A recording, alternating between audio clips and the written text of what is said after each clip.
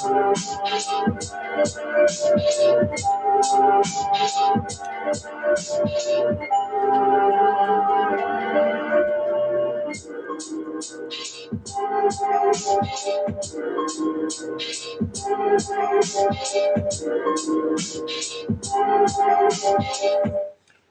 up, what up, what up, what up, what up?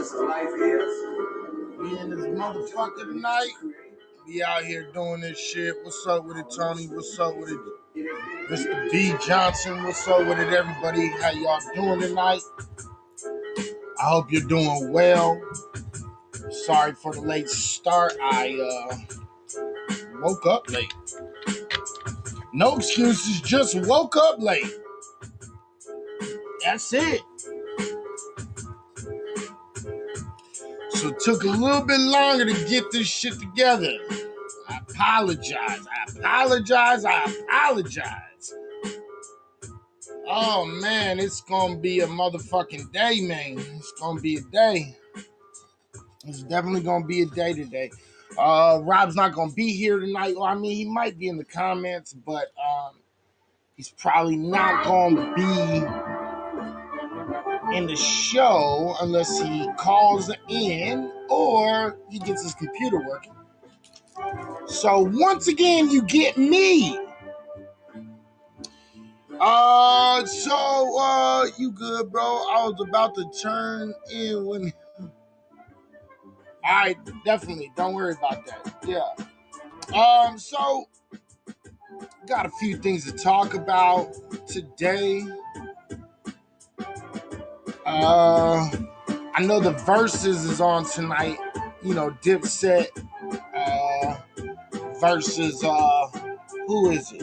Dipset versus I can't remember. The Locks. Yeah, that's what I heard. I heard that the Locks is really whooping on them. I ain't got a chance to watch, but you know, it is what it is. I'll probably check it out after it's over. You know. But hey, you know, whatever, right? But anyway, man, I'm gonna get through some of this shit. You know what I mean? We're gonna talk about a few things. What's up, Shatira? How you doing? We're gonna kind of be in a few different areas tonight. You know, because I want to talk about a few things. Not just one specific thing or, you know, one roundabout topic. I want to kind of talk about a few things today. But before we get started, what's good? What's up? But before we get started, let's get down into some fucking news today. I know there's a few things that I found kind of funny in news. So let's get into it a little bit, I guess. And oops.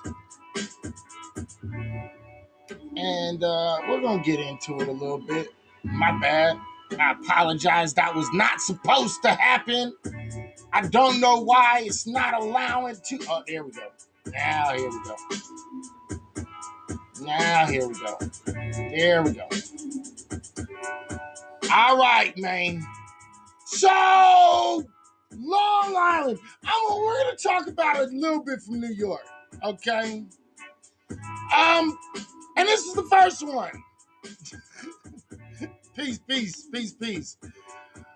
New York is trying to make it illegal for you to, quote unquote, seriously annoy police officers with up to a $50,000 fine. Now, I'm gonna be honest, man.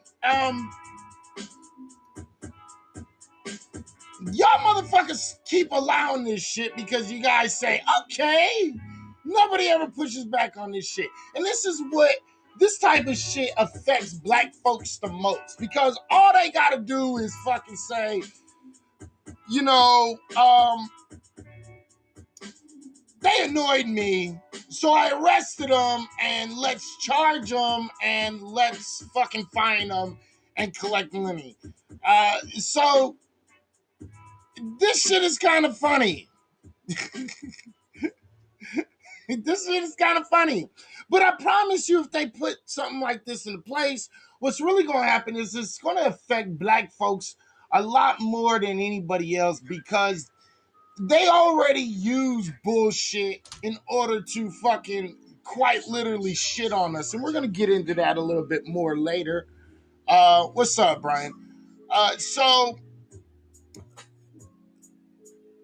But starting season of Bill, I did not know about that shit, bro. Rob, I'm not gonna lie. I don't fucking know about that. I don't fucking give two shits about fucking Sean King, to be completely honest.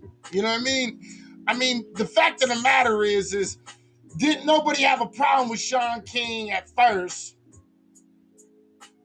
Then Sean King started getting a little bit of fucking attention. And then white folks started calling him white, because his mama white and we don't know who his daddy really is. Then black folks started questioning his color.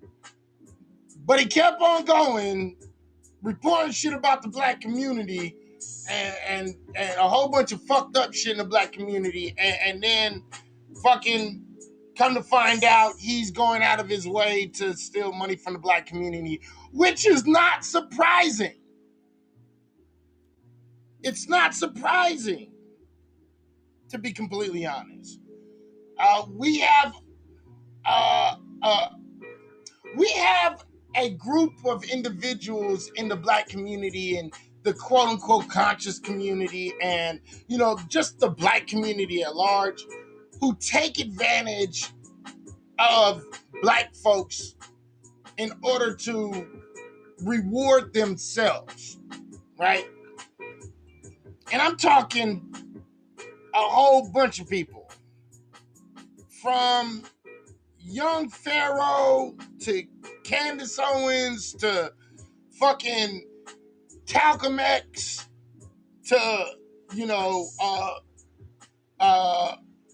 the chick that's tripping now on Will Smith. I can't remember her name off the top of my head because she's not that important. But but we have a lot of that, so it doesn't surprise me. So I don't really give two shits. Y'all the motherfuckers that keep on backing these motherfuckers, you know what I mean? And y'all keep on falling for their tricks. I'm not, so I don't really give two shits, to be completely honest. I'm gonna be honest. I just don't give a shit. I'm more concerned about the police and the situation of policing black bodies and shit. Yeah, that's her name. Amanda Seals. Right. The greater concern is, why do people keep on falling for it? That is absolutely the bigger question that we need to start asking. Okay? Why do we keep on falling for it? That's another discussion for another day. We might touch back on it in a little while. But right now, I'm a little concerned about the police. And I'm not going to lie, because policing black bodies is a problem right now. And this is one of the ways that they go off and they keep black folks broke, by inventing bullshit laws to either imprison us or take our money. Now that's a major concern, in my opinion. They do things like this, or the forfeiture laws, in order to take money, possessions away from us, just because they think something. And then automatically, charging black folks with shit and killing us. Okay? So if you're in New York, I'm gonna need you to do something about this. I'm gonna need y'all to stand up, speak up, and fucking take care of this. Because when New York and California do shit, a lot of other places follow suit. Okay?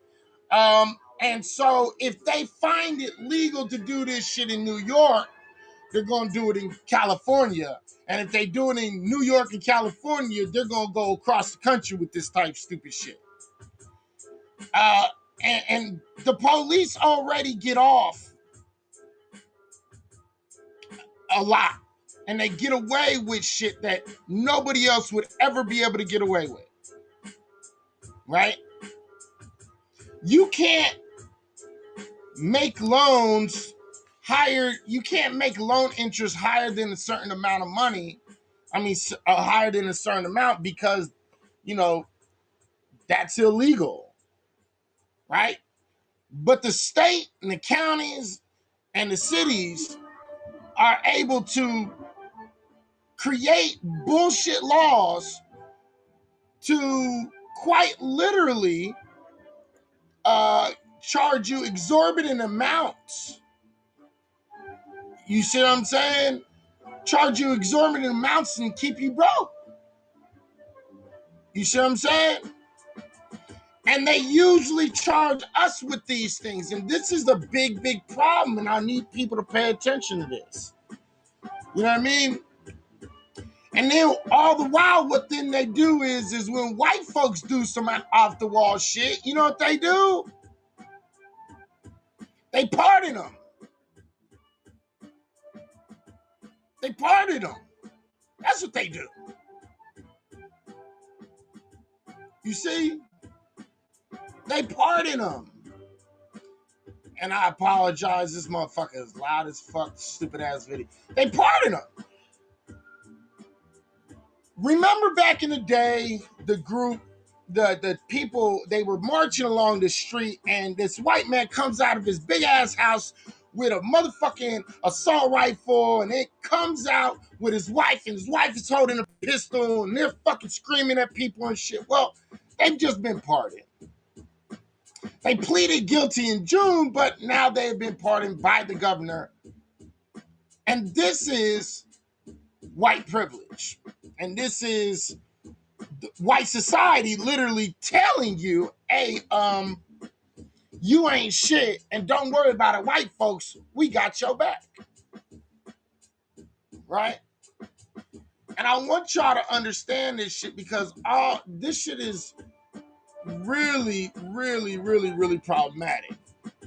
You see, it's really, really, really, really problematic. And we need to do something about it. And we have to stop fucking keeping these politicians in that are clearly white supremacists and white race soldiers. We need to make sure that they don't hold power.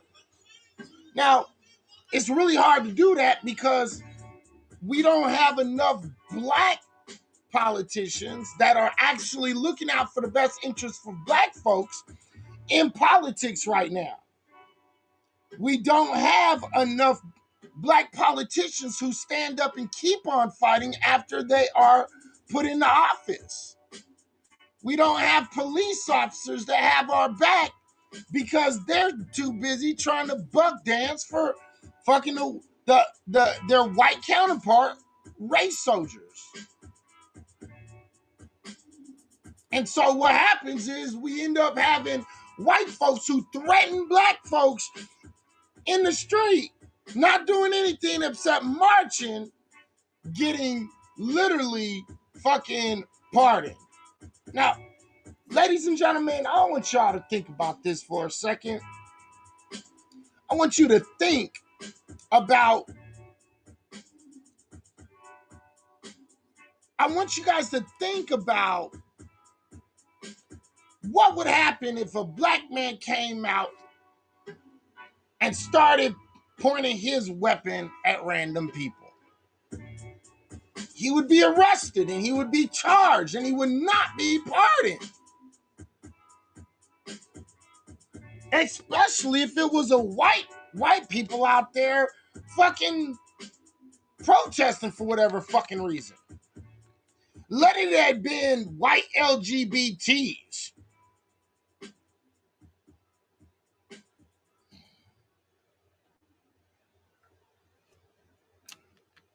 Right? What if it would have been white LGBT? Or even white racists like the KKK? They would have been arrested and they would not be getting pardoned. So I want y'all to pay attention to that and keep this shit, keep this shit like really close to your head and make sure you recognize this. All right. The next little story I want to fucking talk about real quick is I want to talk about this one. No, I don't want to talk about that. I do, but I'll save it for later. I want to talk about this case real quick. Oh, this one. This is the one I want to talk about real quick. The PPP program was meant to help places of worship in need in Sacramento. It mostly went to help white places of worship in white neighborhoods. I want y'all to pay attention to this. It's not the biggest story, but it did make a little bit of national news. This is in my city, and I want y'all to understand that this is what was going on. They were giving loans out to certain people. In certain states, they were kind of picking and choosing who they were giving out the PPP loans to. And a lot of people in California, a lot of black folks in California were actually shitted on, right? They were shitted on, and they didn't get anything. They got very little to nothing. And then, the people who did get them, a lot of them were investigated afterwards because, there was a lot of PPP scams and shit. And don't get me wrong, I get that there's a lot of PPP scams, and you need to make sure that people, are charged because they were taking money out of people's pocket. But the problem is they were paying attention. There's a lot of fucking P's in what the fuck I'm saying right now. They were paying more attention to black folks and black businesses than white businesses. When we know that more white businesses and white churches were actually taking advantage of this. Not to say that there wasn't any black folks taking advantage of this shit, but what I'm saying is there was a whole lot more white businesses that were taking advantage of it at larger amounts too. Right? So when you're talking about the PPP loans, the average loan that was given to like black folks was between $5,000 and like $20,000, but yet white businesses was getting above $50K, and in some cases way higher than that. Right? And so when they still after getting PPP loans, the fact of the matter is it's a whole lot less money available to go around than when a black person steal a PPP loan and they get $5,000, $10,000, right? So if you're a major business and you get 4.5 million and you don't really need it because you're a major business and you get away with that shit, but yet the black man who fucking took $5,000, $10,000, you want to charge him to the fullest extent of the law. So it's problematic. And then it shows that a lot of white businesses, especially in California, were getting preferential treatment and getting those same loans. And they've done the studies and they've done the reports, and this is just another one that's come out. So, again, don't be surprised.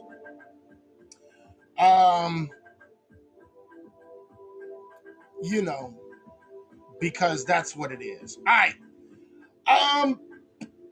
The next one I want to talk about is this. White Wendy's manager is fired after being caught on video calling black worker a communist bitch. This is a video that kind of went viral, and I apologize that you can't see. This video went super viral. All right. It was like a kind of a big deal. This white man was working in Wendy's and he's over here calling his bride a lazy bitch. You know what I mean? A fucking communist bitch, a lazy bitch, and a whole bunch of other shit. Now, the funny part about this situation is, right after all this happened, she was actually suspended. Right? And the white dude kept on working, which I find a little amusing, right? And then what then happened is that her video went viral and went everywhere. So then what Wendy's did was they was like, oh shit, we didn't think this was going to be that big of a deal. And the manager was actually fired. Okay? And right, I don't know why she got to be a communist. That don't make no goddamn sense to me either. Why black folks always got to be a communist? The thing about it is, let's just be real about this shit. When white folks say communist, what they're trying to do is they're trying to delegitimize your existence in America even more. So after delegitimizing your skin and your race and your citizenship to this country and a whole bunch of other shit, what they also say is not only do you not belong here, but you're a traitor to this country too. So they're trying to attack people on two sides. And this is what it is. You know what I mean? If you think someone's lazy, that don't mean they're a communist. Stop that shit, you dummies. All right? So, this black woman, Sophia Cargill, from Kalamazoo, Michigan, posted a video on TikTok, Instagram, and went under the handle of, there's her name. As you can witness in the video clip below, and again, we're going to play this. I'm going to play this, but I'm going to play it on, actually, you know what? This is what I'm going to do. I'm actually going to play it on this. I'm going to play it right now real quick.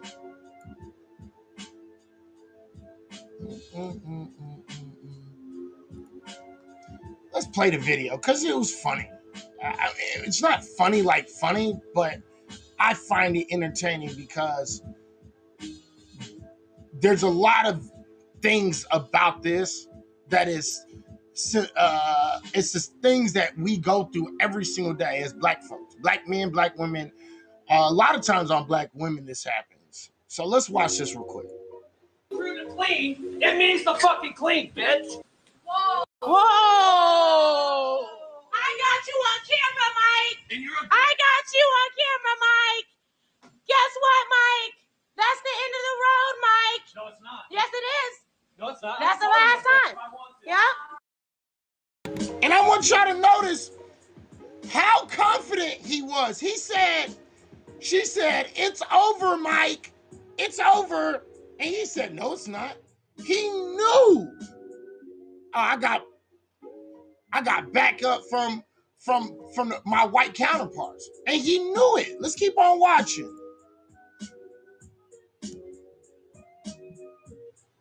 Oh, now you want to play this stupid ass game? This is what I'm talking about, man. This is what I'm talking about. I hate that shit. It means the fucking clean, bitch. Whoa. Whoa. I got you on camera, Mike. I got you on camera, Mike. Guess what, Mike?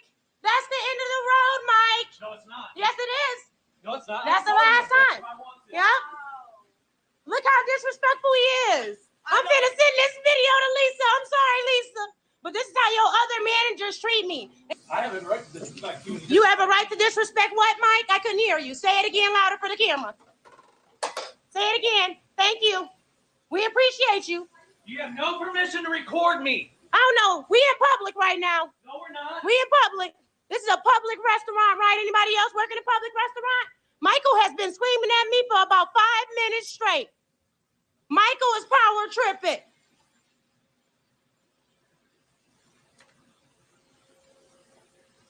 Mike, don't say nothing else to us. Don't say anything else to us. We don't want to argue with you, sir. We don't want to argue with us. We don't want you to argue with us. We don't want to argue with you, sir. We sure do not. You're fucking lazy. Your job is to help stock, not delegate. How is he lazy though? I don't know. At this point, we gonna stop talking to Michael. We just gonna record because I don't know what else he want me to do.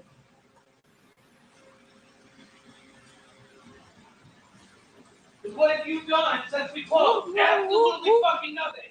Absolutely cleaned out the first Frosty machine. I wasn't done. Actually, I wasn't. Jarrell did not. Jarrell, did you clean out that Frosty machine? you drained it No, for him. no.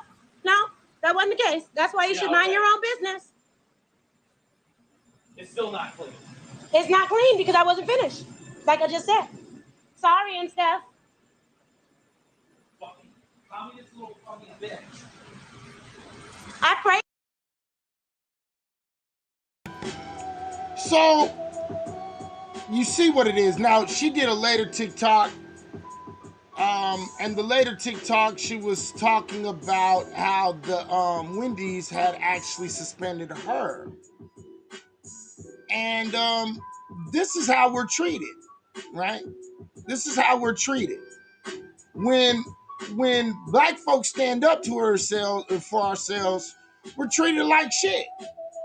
We're treated as if in some way we're in the wrong for actually standing up. Okay? What's the wrong thing? Figure it out, motherfucker. Figure it out. Okay? So, he must be related to the owner. I mean, I don't know if he is, but I know for a fact he was not actually suspended. He was suspended. He wasn't suspended. He just was fired after they got a hold of the video and there was such outrage. So I want y'all to pay attention to this type of shit because it's becoming more and more apparent. And I'm going to actually show you what I mean. Okay? And we're going to get into that a little bit more. All right? Real quick. Let me see.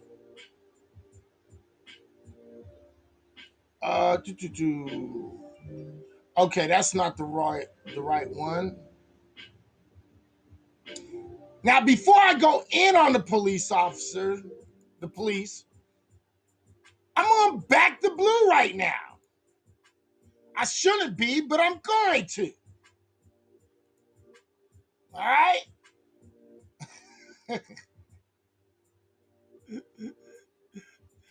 Okay? This is typical of you people, and your racism is typical of your people. And what exactly is your point? Your racism is typical of your people, and what exactly is your point? Oh, wait, you didn't have one. You just wanted to talk. So now you can be taken care of. All right. So I'm going to Back to Blue real quick. January 6th.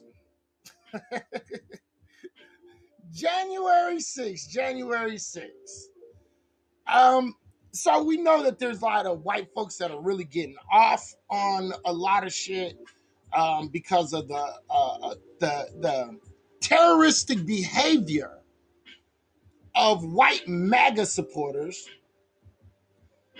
who bombarded the Capitol and really tried to take siege into the Capitol.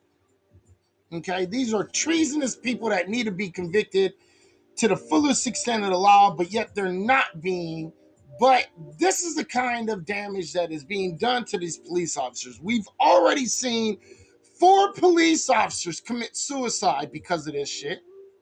And this Capitol police officer has testified that he was called a nigger and a whole bunch of other racial epithets from online and telephone targeting. People are stalking this man. And again, I want to put it out there to all y'all black police officers. This is a black man. You are not accepted by your white counterparts. And I want y'all to see this shit. And I want you to understand this shit, because let me tell you something. Some of the people that were threatening him and calling him and stalking him and doing all this shit were some of his white race soldier police officer, quote unquote, brethren.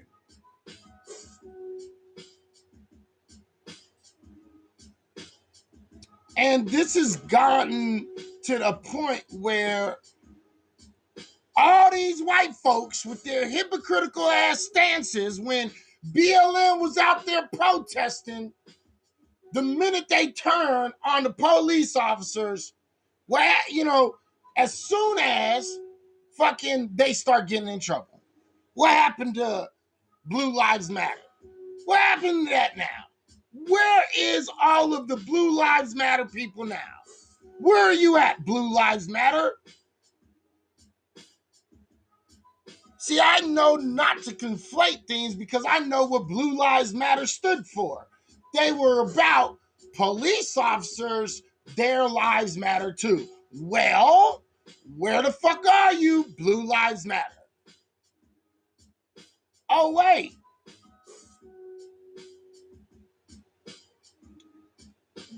I meant to talk to you about... Right, I did too. I did too. I did too. So this is, the type of shit that I'm telling y'all. That even black fucking police officers, you are not fully accepted. You thought you were going to be accepted by these people, but you're not. And this is your proof. Okay? I did a story about 2 months ago, 3 months ago, about another police officer that was going through a lot of shit. He was getting a lot of shit from his fellow police officers because he did the right thing. Went through so much shit, he ended up killing himself. Here's another police officer going through a whole lot of shit, going through a whole lot of mental anguish, going through having to deal with worrying about protecting his family, worrying about, if somebody's going to attack him, calling him all sorts of names, disrespecting the badge, disrespecting him as a black man. And sure enough, Blue Lives Matter is nowhere to be found. Apparently, you're only Blue Lives Matter when it fits your agenda. So there's that. All right.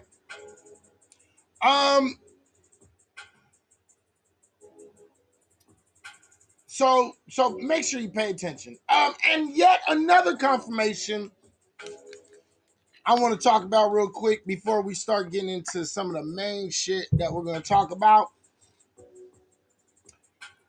Once again, yet another study. Sorry about that. Yet another story. And this is August 2nd, 2021. Another experiment proves black people with black sounding names, have a harder time landing jobs. Okay? I'm going to read a little bit of this article. It's kind of interesting.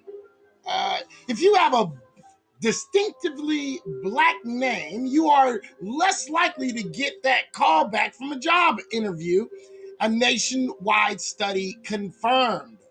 In the recent study, researchers from the University of Chicago and the University of California, Berkeley, sent out more than 83,000 fictitious job applications to 108 of the largest U.S. companies and found that applications with randomly assigned black-sounding names were 2.1 percentage points less likely to get a phone call back.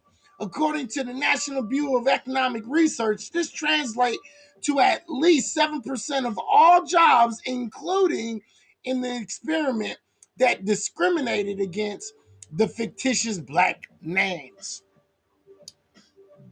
That's massive. Ladies and gentlemen, I want y'all to understand it. That is massive. That is economic wealth that is not going to the black community. So we cannot get out of the economic woes that we are subject to. Right? And then when they say things, when we get reports like this, and then they say things such as, pull yourself up by the bootstraps. How can you pull yourself up by the bootstraps when you ain't got no damn boots? Shit, most of us don't even got socks. But now to fucking find out that if your name sounds distinctly black,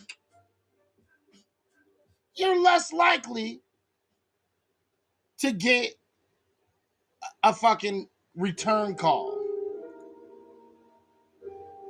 Okay? Now, the thing is I've known this my whole life because my mother gave me a distinctively white-sounding name on purpose. That's what she told me. On purpose. Not because fucking she wanted to give me that name, but because she didn't want me to have a hard time getting work. And again, the research continuously shows this year after year after year after year after year after year. Again, I want y'all to understand this is the trick bag that they play with you. This is the trick bag that they play with you. And the reason why it's a trick bag is because of this. We get all of these things. There's all these things that's out there. Affirmative action, right? And there's discrimination laws, but it's almost impossible to actually sue anybody for discrimination anymore. You see what I'm saying? It's almost impossible. The only way you can actually fucking sue somebody for discrimination nowadays is if you are another minority or you're not black. When you're black, for some odd reason, the amount of evidence that's needed is way higher than when you're another minority group. And the trick bag is when they always say we need more minority diversity. No, we need more black folks in economics and in business. Right? Google boasts that 45% of their employees are minority based. The problem with that is only 2.3% of their employees are actually black. Now, how many of those black minorities are actually foundational black Americans too? But they ain't did that kind of research yet. And these are the things that we keep on consistently telling you. This is why it is so absolutely important for black folks to get into entrepreneurship. Create our own businesses, create our own apps, our own tech companies, our own all that. Because the fact of the matter is we cannot build an economic foundation if there is no economic foundation. You dig me? So I want y'all to understand that shit. All right? I want y'all to understand that shit. All right. That is that. I'm gonna boop, boop, boop, boop, boop. All right. And so what I'm gonna do now is I'm gonna get into a couple police. Actually, right after this, we're gonna get into a couple police policing videos, and I want to talk about it. Is this the one? Yeah, I believe this is the one. All right, this is the one. So we're gonna fucking play this, and this is again over CRT. We're not gonna spend a whole lot of time on this, but I want y'all to pay attention to this because this is a delegitimizing of the history of black folks and what we've gone through in this country. Let's listen to this real quick.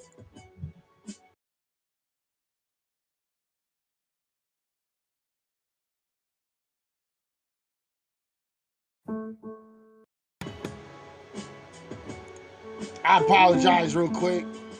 We work with people inside and out. I apologize. We're not going to fucking play the volume of that. I thought it was going to go straight into the video. It did last time. So I apologize. School teacher. I'm also a senior member of the Armed Services Committee, and the thought that our Department of Defense could be teaching our children that their country is inherently racist, and certainly the children of our men and women in uniform, is just abhorrent, and we need to make sure this doesn't happen.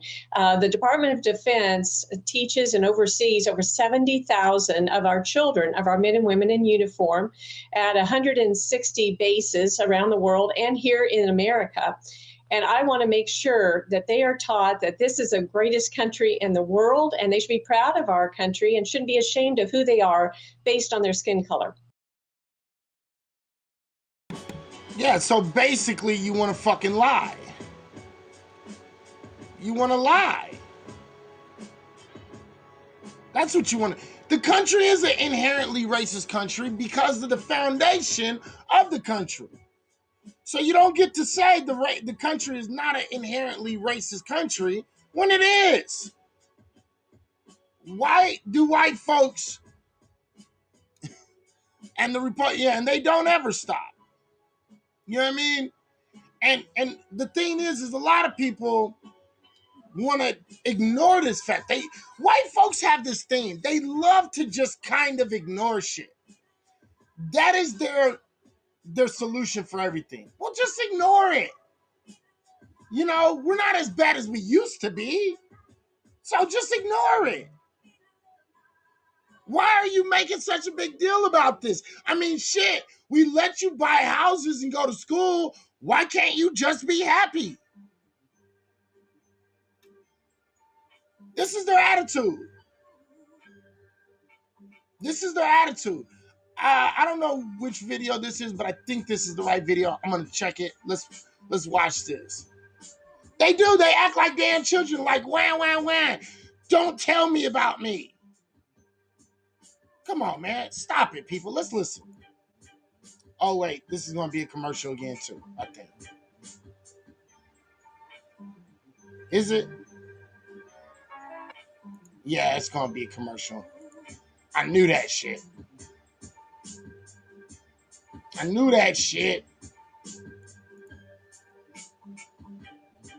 We spoke to one Rhode Island mom looking to enroll her daughter in kindergarten.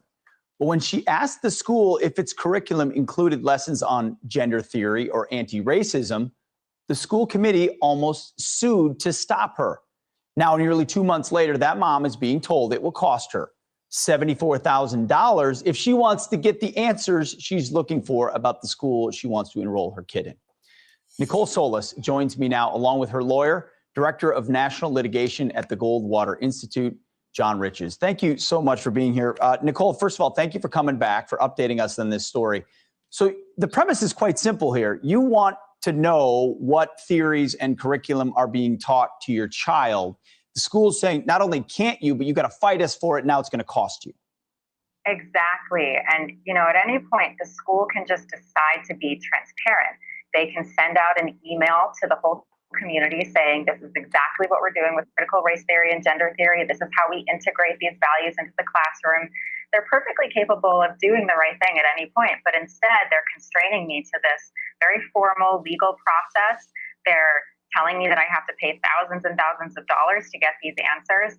And it really raises the important question of, is public information really public when it costs $75,000 to access? John, help me here. If it is a public school, we're paying for it. We should have access to what's being taught. Yet, why would a parent have to pay $75,000? What are you helping with here? But you're exactly right. And look, open and transparent government shouldn't be a controversial thing. The school board here, rather than answer a parent's questions about what they're teaching per child, they're trying to put up roadblocks instead of being open and transparent. They're trying to avoid a parent's questions. But look, under the public records law, the presumption is that this information is public. They have to charge only reasonable fees. This is clearly not reasonable. So we're going to find ways to get these records, but frankly, it shouldn't be this difficult. Nicole, usually if you have nothing to hide, you don't hide it. So is your suspicion that they do have something to hide on gender theory or critical race theory? Yes, because again, they can just answer my question. I initially started out this process by just asking them. I emailed many people in my school district asking what they're doing, and instead of just directly answering me, they said to use the Public Records Act, which now I understand is really a way to evade my questions and not answer them in good faith. So it's really disappointing. I understand now why a lot of parents don't engage my school district, because it's very expensive to do so, and you just end up being ignored, bullied, and evaded. Absolutely. John Rich, just real quick, what recourse, what's your next step to get these answers? So look at public records laws. You can compel production. You can go to the Attorney General. You can go to court. Nicole's going to get this information. She's standing up. She's not going to be intimidated. And the public's going to learn what the school's teaching. Well, Nicole and John, thank you for what. Nicole, they're teaching your kids not to be racist like your dumbass. That's what they're teaching your kids. Is something wrong with that? Is something wrong with that? I don't know. I don't think nothing wrong with that. Ladies and gentlemen, your children are not being taught critical race theory in fucking elementary school. Let me say this shit again, please. Ladies and gentlemen, your children are not being taught critical race theory in grade school. They want to even understand critical race theory. It's an advanced course class. Stop it with this fuck shit. What this all boils down to, quite simply, is this. White people do not want the history, their direct history, to be exposed so they can be fucking held accountable for the things that they've done throughout history, continuing on to today. The fact of the matter is, if these kids are taught anti-racist ideals, what ends up happening is their kids start recognizing white privilege and all these different things, and then there's a higher likelihood that more white folks will start understanding this at a younger age, and then everything's going to start to really become a lot more equal, and they don't want shit to be equal. They need a permanent underclass. They don't mind if young black males and young black females grow up to have nothing and stay in poverty. They just want a reason to bitch at black folks and blame everything on black folks. They want a reason to fucking be able to not acknowledge their history and the history that keeps on being pervasive into this time right now. Right?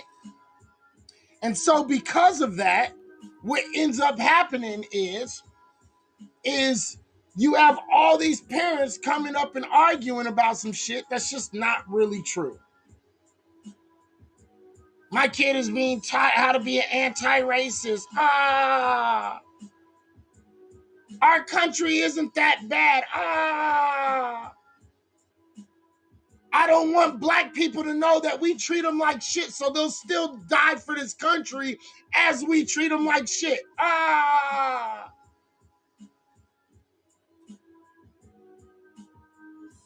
You see how this works?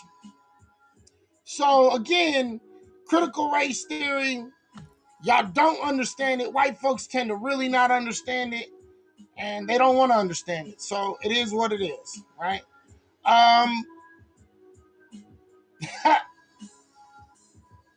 Next story I got is really interesting. Really interesting, ladies and gentlemen.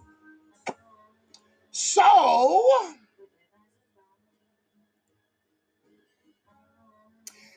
Asian people don't feel like their treatment is good. The satisfaction with treatment of Asian Americans at all-time low, poll says. Asian folks think that they are being treated just really fucking bad.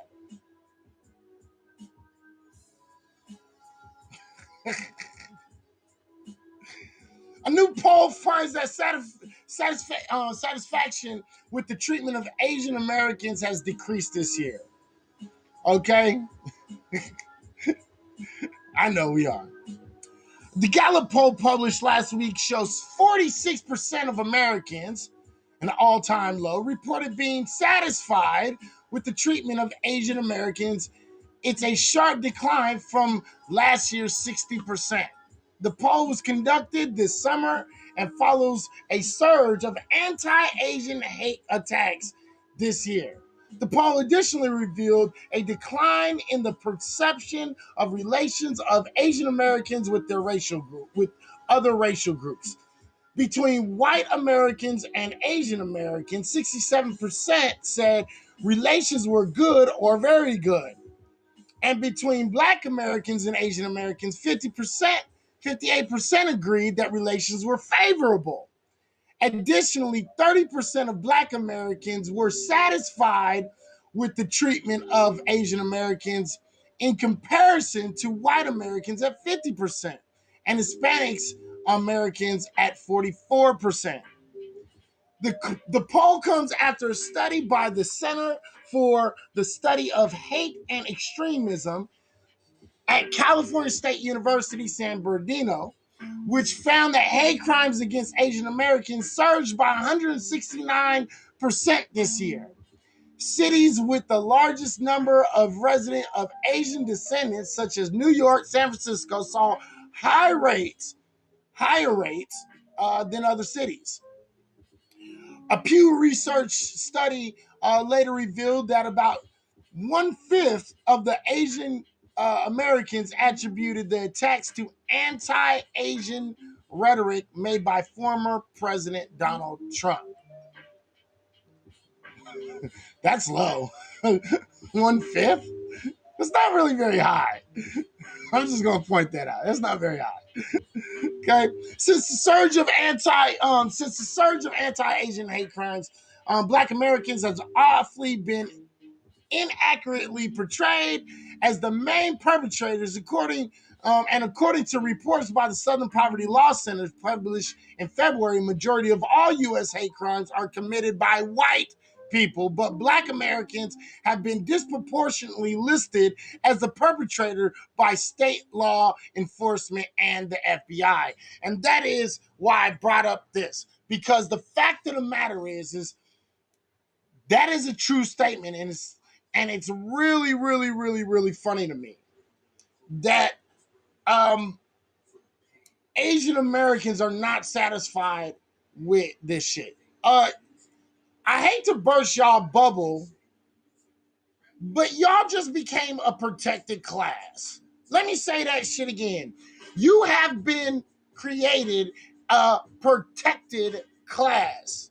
We've been here for over fucking 400 years, and we still ain't a protected class. We were enslaved. We have laws that are directly affecting us as a community, and we're not a protected class. We have the most hate crimes committed against us than any other group. We have the most hate crimes committed by other groups onto us. Okay? Like, y'all not understanding this shit. We're still not a protected class group, but Asian folks are. All it took was 1 year, not even a whole year,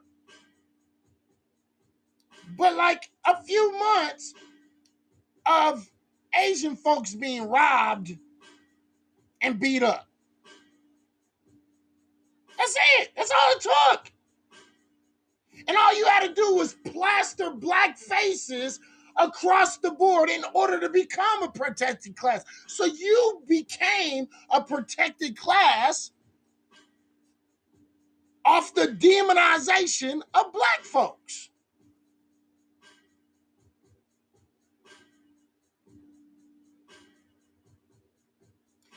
I'm gonna need y'all to fucking pay attention to the irony of that. Asian folks became a protected class off of the demonization of black folks.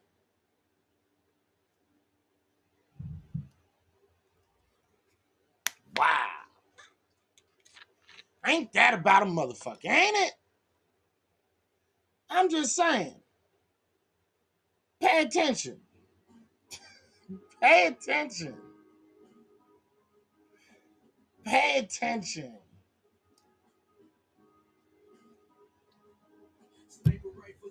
Meanwhile,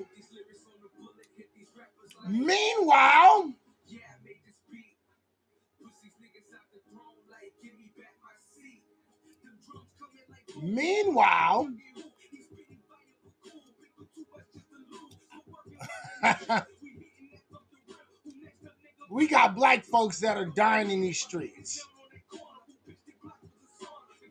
by the police. How many people saw this story? I know I ain't got too many people in here today. I ain't got the push today. You know what I mean? But how many people saw this story? This story is kind of an interesting story.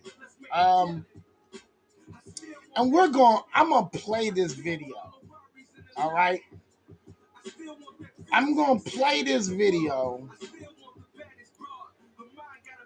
because I want y'all to understand something, because the fact of the matter is this man was shot and killed because somebody fucking lied, and then police thought, you know, we're gonna fucking pull you out. You had somebody that called the police and said this man who was just getting off of work,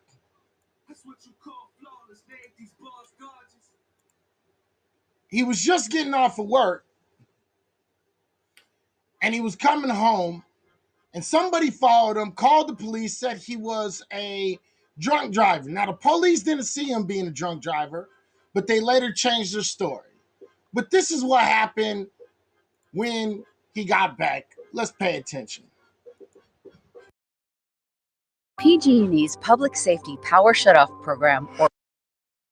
Again, I apologize for these stupid ass commercials. I be thinking that they gonna be good to play, but they not. So again, I apologize for that. You know what I mean? Cause I've been getting a lot of strikes lately, and people are getting pissed off. So I gotta use the short stories, because the only time black folks is allowed to use something, the only time black folks is allowed to use anything without catching a strike is if it's a very quick clip, or we don't play the video. But anyway, let's keep on going, shall we?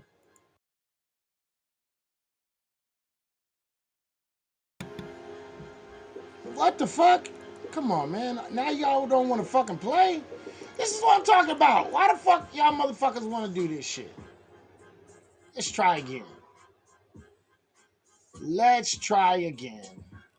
I'm just going to let it play through the commercial, though.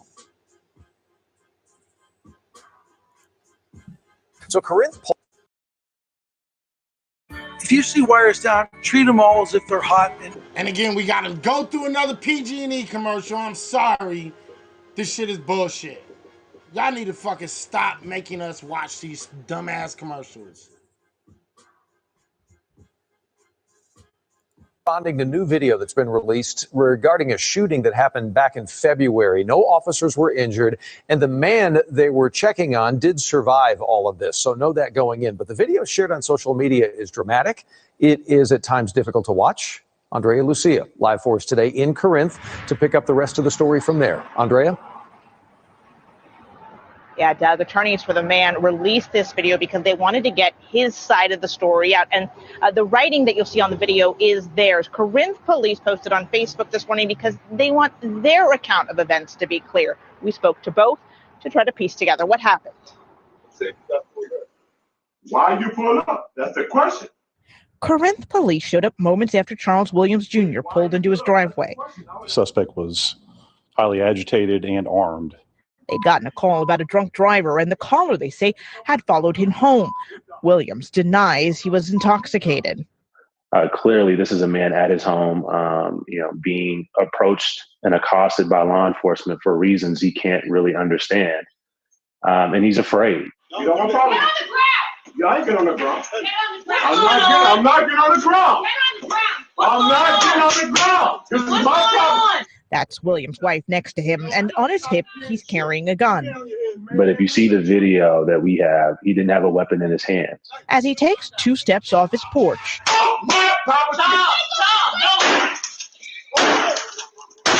You can hear the first shot.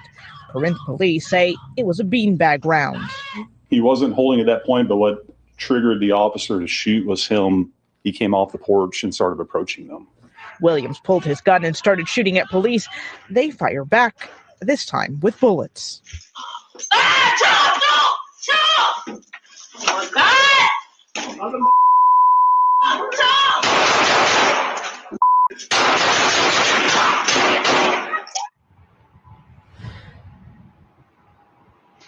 Well, no police officers, again, were injured in that, and Williams survived. He is now charged with 3 counts of aggravated assault against police officers. Corinth police tells me that both the Texas Rangers and a Denton County grand jury reviewed the officer's use of force and found nothing wrong. And again, they found nothing wrong.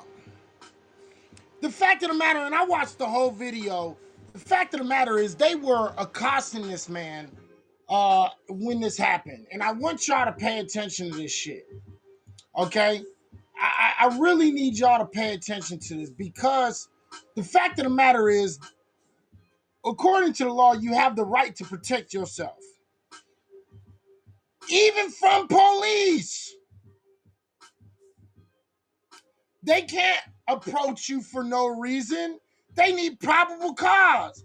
And technically, they had no probable cause. Some random person called. He told him, I just got off of work in the video. I just got off of work. Leave me alone. Get off my property. He told him 3 times. Get off my property. Right? 3 times. Get off my property. Actually, it was something like more than that, actually. And this is a problem. This is a problem, ladies and gentlemen. Why are we being forced to acquiesce to police officers? I don't need to. This is a clear showing that we have no rights as citizens. They do not treat us like citizens in this country.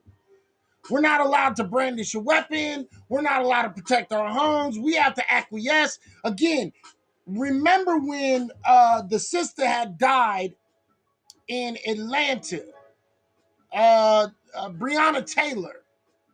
Her husband shot back at police officers. Now, charges were dropped, but that's not the point. He stayed in jail for how long? They charged him. They should have never charged him. He had a right to have the gun. He had a right to be in the house, and he had a right to protect his home. Same with this man. He had a right to not fucking acquiesce.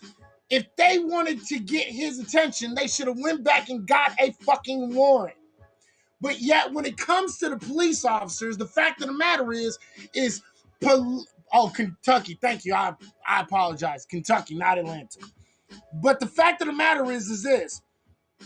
Police officers have the right to do things with black folks that they are not allowed to do with white folks.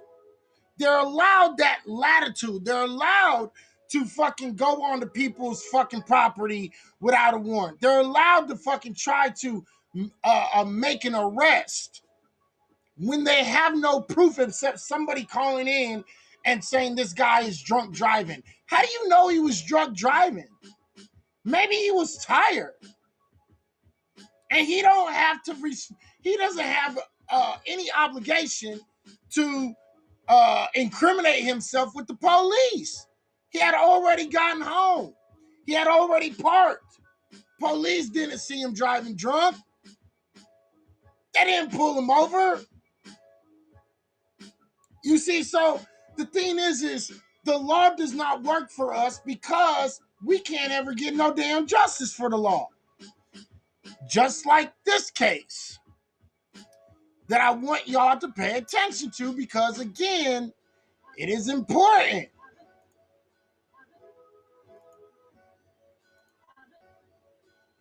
The fact of the matter is for some odd reason, black folks can't get no damn justice. And we always are treated like the worst kind of criminal. Let's watch this one too. Commercial's gonna be played, I'm sure of it. Icy hot. Ice works fast. I apologize Makes it for that. last. Feel the power of contrast therapy so you can rise from pain. Why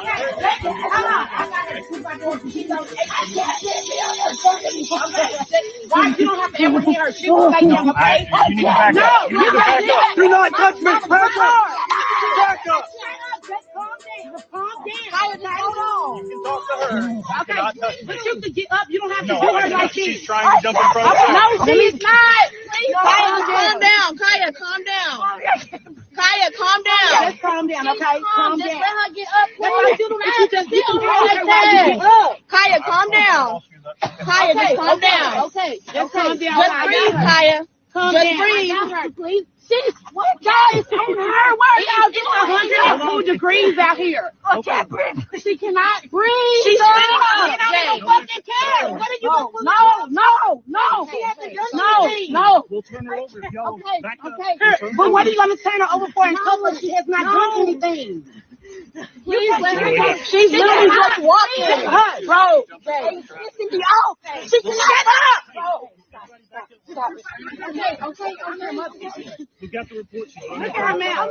Okay, listen. Okay. If we can restrain her, we'll stand her up and be fine, okay? Okay, Mama, I was telling you. Okay. Okay, well, let us get her restrained and safe. Everybody will got Literally falling from her mouth. She's literally falling from her mouth. Can you just let her up? Why does she need handcuffs? She didn't do anything. If she's running in front of traffic. She's not her mother. She's not going to go anywhere. She cannot breathe. Just stand back. Roll over. Why are y'all about to handcuff her? Just hold on. She has not done anything. And then you are on her all up. I need your fucking badge number and your name. Record his fucking shit. Please do. Calm down, Kaya. Just calm down. Everything's okay. It's easy for her. He know that he didn't give a fuck. Hold on. If y'all hold on. Please put that camera back on, up here on your chest. It was never on you in the first place. Why was your camera not on you while you were on we finna report all that. All of that. You have to report all of that. Please don't. We finna report all of that. You're fine. Where's her shoes? Can you hold this? She doesn't have any when I found it. Give here.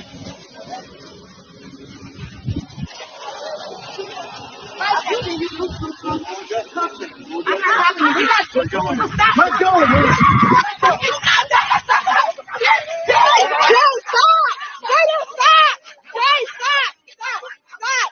No, sir, please.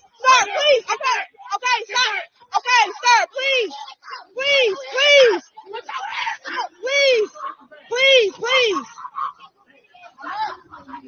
I'm up.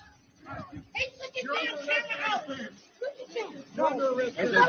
Jay.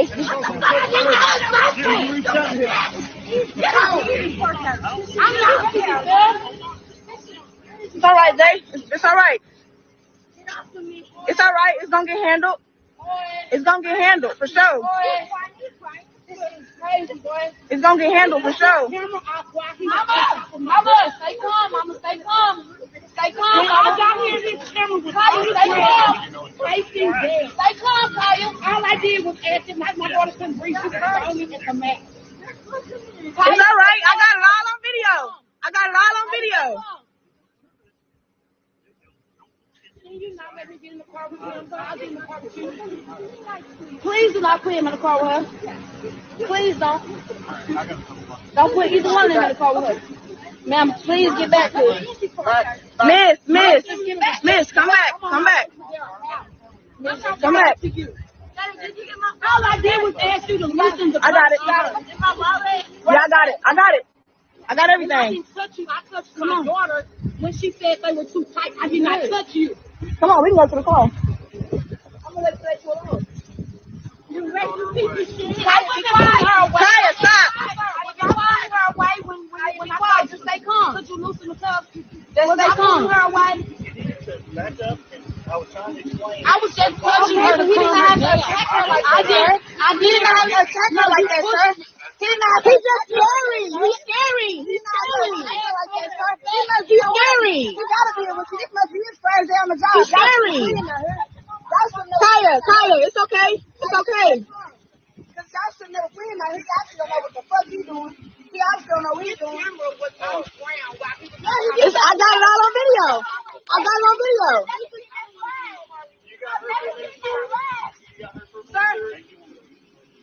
I got it all on video.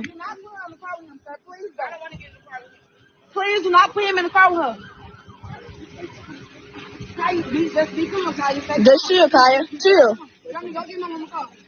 Who called you? Where you finna go? Well, she wasn't doing nothing but walking. How you gonna fuck with somebody and they walking? We pull up, he on top of her with his camera underneath her. That's what I'm saying. Y'all need to report that. It's okay. I got it on video, and I got your face. I got your badge number. I got your name. I got all of it. So it's okay. All right, that's enough. I'm good.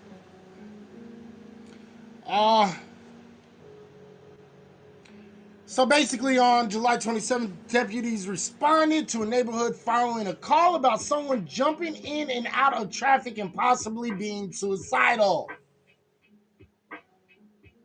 Authorities say when the deputy responded, Trick was walking down the sidewalk crying and barefoot. When the bystander video starts, Ray approaches as Trigg is pinned under the deputy with the name Martin on his badge. When Ray got closer and questioned what was happening and reached out towards her daughter, Martin yelled at her to back up. You need to back up. You need to back up, he said, as he pinned Trigg down with his body, holding her hands to the ground as she screamed while lying on her back.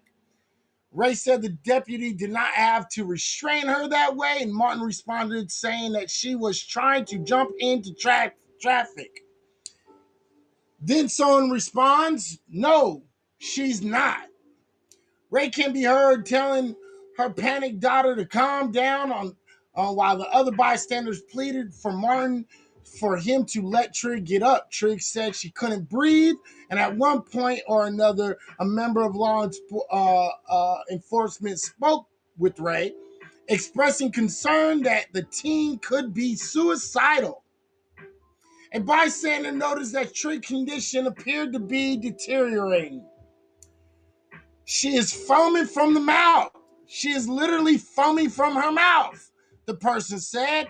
At some point during the incident, Forney, Texas police officer also arrived on the scene. Martin rolled Trigg over on her stomach, and he and another law enforcement officer placed her in handcuffs. Trigg was being led away when a scuffle broke out between Ray and Martin. A Forney officer held up a taser to keep bystanders at bay, and Ray was arrested. The sheriffs said that said it's investigating the incident. Ray was booked into Kaufman County Jail on charges of assault and of a public servant and interference with public duties, has since been released. Trigg was transported to the hospital for a mental health evaluation. So the thing is, why is the police officer first and foremost tackling her to the ground? Why is that happening? If she's having a mental break or a mental situation, what is the point of standing on top of her, sitting on top of her with your whole body in 100-degree plus weather? You know what I mean? Keeping her arms up like this. And the fact of the matter is, I want people to understand, keep your arms like this in any position, and it starts to be really hard to breathe. It's actually the way the crucifixes, when people were crucifixed, died. It's very slow, it's very agonizing, and people cannot fucking breathe. Okay? But he decided to lay on top of her and keep her hands up there. He wouldn't get off. He wouldn't fucking de-escalate the situation. I don't even understand why he would just go and grab her immediately like that. You know what I mean? Again, this is the reason why people say defund the police, call other people who have experience dealing with this type of shit can do. The next situation after that was somebody saying, hey, her cuffs are too tight. And they kind of reached, hey, her cuff is too tight. And they said that he assaulted the police officer for that. Again, these are fraudulent charges, man. And I want people to understand that this kind of bullshit is the shit that happens. White folks touch police officers all the time, and they don't get charged with assaulting a police officer. You so much as touch a police officer, you go to jail as a black person, and you get charged with multiple crimes. As a white person, hey, whatever. Just don't touch me. That's what they get. Don't touch me. I said don't touch me. You see? They don't even tell them, get the fuck away from me. Keep your distance. But they go off when black folks come around. They start pulling out tasers and guns and a whole bunch of shit. See, this is the type of shit that we're talking about.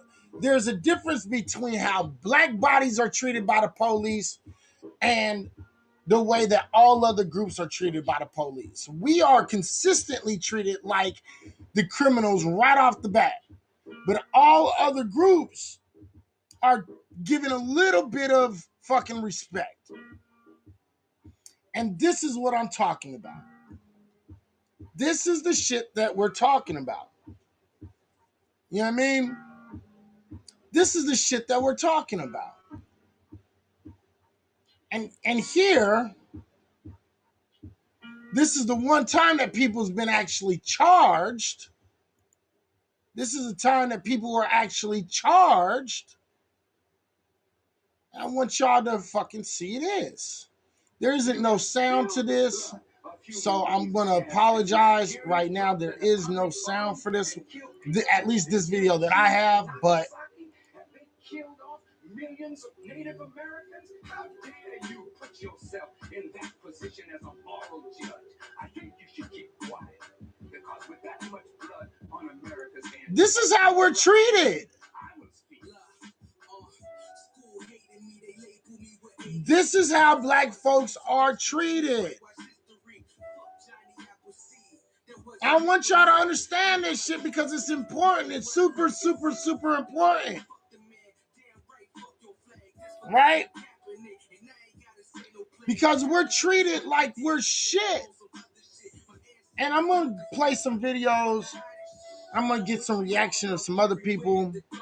They'll be a little bit more eloquent. But I want to play this also because this is also detrimental to black folks. And I want y'all to pay attention because all of these things are the system in which we live in. all of this is systems in which we live in. And I want y'all to pay attention. This one has volume, so I want to play this shit too. But this is an assault on our social lives. Again, I'm showing you guys how all the different assaults that we take on a day-to-day basis for a reason. All right, so let's play this one too, because this is just disrespectful. John Pittman III is a lawyer who also spent 19 years working in the finance industry. He knows the banking business. And, they verify if there's an issue. So the San Diego resident was prepared in early 2020 when he went to a Bank of America branch in Pacific Beach to cash a $12,000 check from an insurance settlement. The payment from the Geico insurance company was a B of A check. But just in case, he brought additional paperwork from Geico and 3 forms of identification: a driver's license, passport, and birth certificate. Yet that wasn't enough for the branch's assistant manager. She came back and then she was telling me that she can't cash it because my name had the 3rd on my identification, but the 3rd wasn't written on the check. But the suffix "the 3rd" on Pittman's name was written on the rest of the Geico documents. He suggested the assistant manager contact Geico to confirm his identity. And she's like, no, we can't. We have no way. Even if we call to verify, we have no way to notate that we verified. Pittman says he called Geico on his cell phone, put the insurance representative on speakerphone to address the assistant manager's concerns. And the assistant manager says, well, I don't know who you are. You could be just one of his friends he's calling. Pittman again asked her to call Geico. She refused to make that call, but said she made another. Said she's going to talk to the manager. And she comes back and says, we've notified the authorities. So you're trying to steal the money from the real John Pittman. Pittman says on the advice of the Geico representative, he exited the bank, but was left with an aching thought. So I'm thinking, this would not have happened if I wasn't a Black person. I just cannot see them calling the police on every person that they get a check that doesn't have junior or the 3rd or whatever on it. That just doesn't make sense. Pittman says the B of A branch manager told him more than a year later that the assistant manager was only pretending to call the police. KPBS tried to interview that B of A branch manager, but he declined. B of A corporate spokesman Bill Hallidan says it is standard industry practice not to cash a check if the recipient name and identification don't precisely match to protect against potential fraud. But is it standard industry practice to accuse a customer of stealing and then threaten to call the police, as Pittman says B of A did with him? It's unfortunately not uncommon for us to hear stories of racialized and racist behavior in financial institutions. Hudson Munoz is a research analyst with the Committee for Better Banks, which represents industry workers and consumers. It is a problem when the first response at any organization is to involve the police rather than to treat the customer as a truthful person, especially, given the materials that this person had to back up the identity. The term advocates use to describe these situations is banking while Black. Black customers have long complained of being confronted with skepticism, hurdles, and calls to police while seeking basic transactions. Ed Golding is executive director of MIT's Golub Center for Finance and Banking. He says race isn't likely the only issue in Pittman's case. The size of the check and the fact that Pittman wasn't a customer were also factors, but he says they don't excuse the assistant manager's alleged actions. It seems like in the facts of this case, it was a very inappropriate way of saying, go away, we don't want to serve you. Bank of America ultimately sent a letter to Pittman standing by its policy. However, the letter also stated, quote, "We regret any inconvenience you may have encountered as a result of this matter and apologize for any service provided that did not meet your expectations." But Pittman wanted the bank to apologize specifically for the assistant manager's behavior. He also asked for monetary damages, which the bank refused. He says he still feels demoralized. It makes you feel 2 inches tall a little bit. You know, it makes you feel targeted. Amita Sharma, KPBS News. Now, I want y'all to pay attention to this because I know a lot of black folks is out here and they're saying, well, you know, if you go out there and you fucking work hard and fucking make money, money is the factor of everything. Well, clearly that's not true. Clearly that is just not true. Because I can show you different videos in just the past week that's happened. One story of a black man who tried to he had something like $2 or $3 million in his bank account. And they wouldn't give him his own money. So he decided to close his account with that bank. You see? There was another case that I actually showed on the show where a black man, all the black men were going to this one bank in particular, and I believe it was a Wells Fargo bank. If I don't quote me on it, but I believe it was Wells Fargo bank. And this one man, he worked, he was the employer of these gentlemen, and he had to literally go into Wells Fargo and tell them, hey, why are you guys not cashing the checks of my black employees? You guys cash the checks of all my other employees without a problem, but all of my black employees, you never cash their checks. Why do you give them so many problems?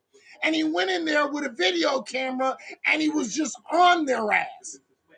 And he was like, he literally came in and he was like, I am the account owner, pay them out. He had to force them to pay him out because even after he went in there, they tried to act like they weren't going to fucking give him the money.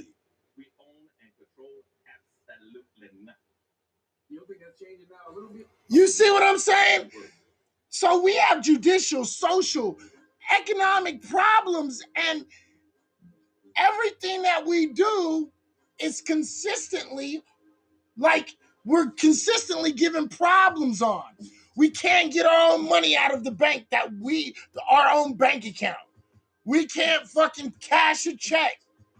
We can't do this, we can't do that. And I even had my own issue actually not too long ago, and it's anecdotal, but I got a $10,000 check, okay, from an insurance company, and they refused to cash the check. I bank at the bank that I was cashing it at. They bank. The insurance check that I got banks at the bank I bank at. And they still gave me a problem.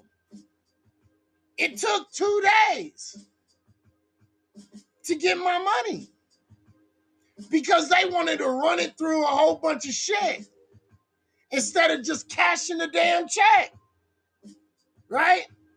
And so these are the type of shit that black folks is dealing with on a regular basis that our white counterparts either don't get or don't care to understand.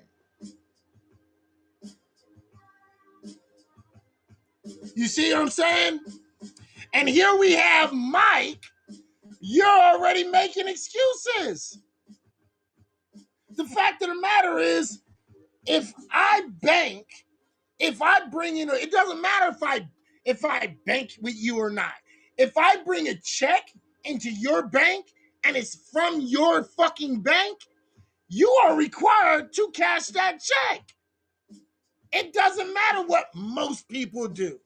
It doesn't matter what fucking some people do. It doesn't matter what a majority, that don't matter.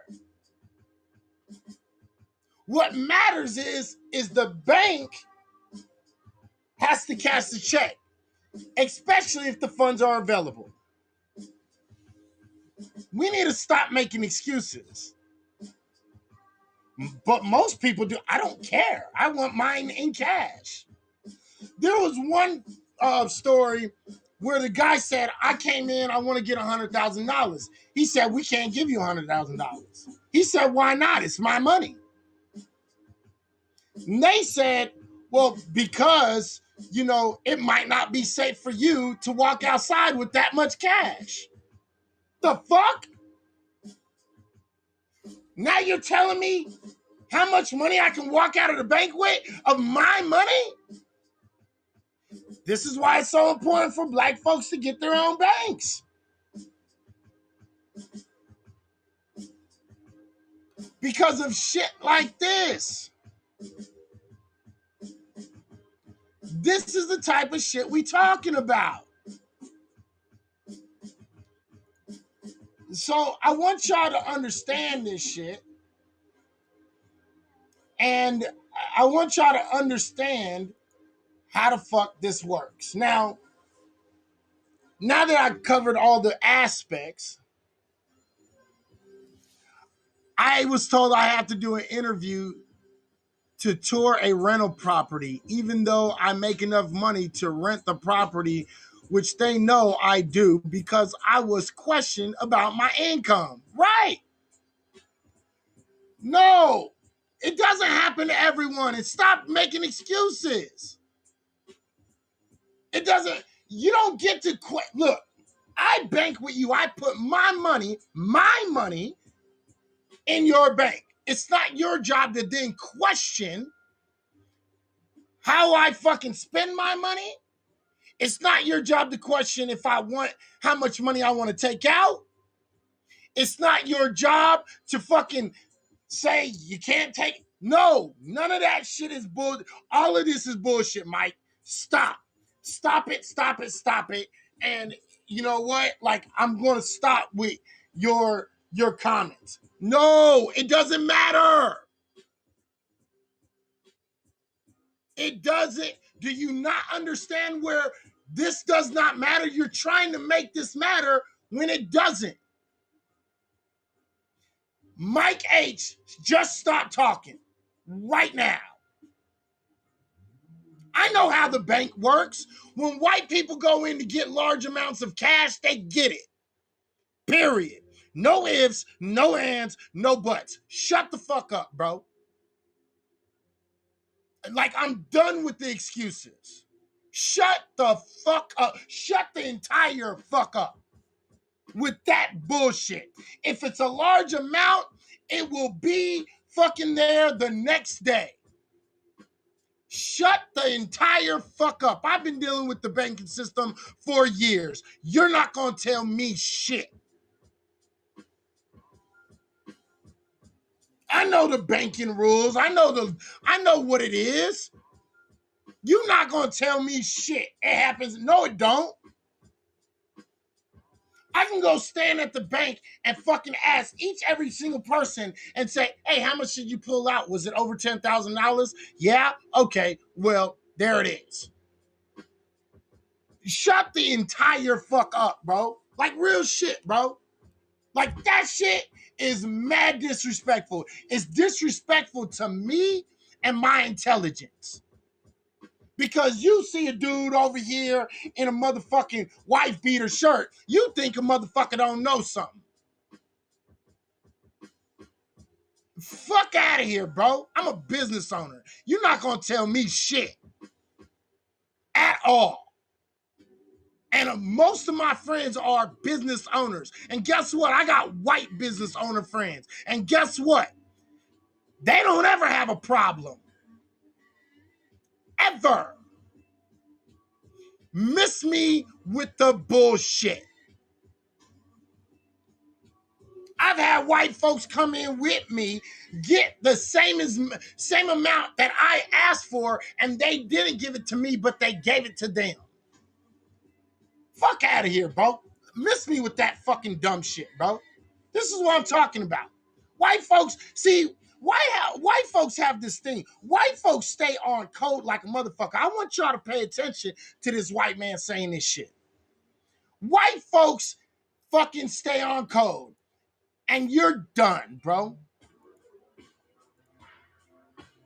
White folks stay on code.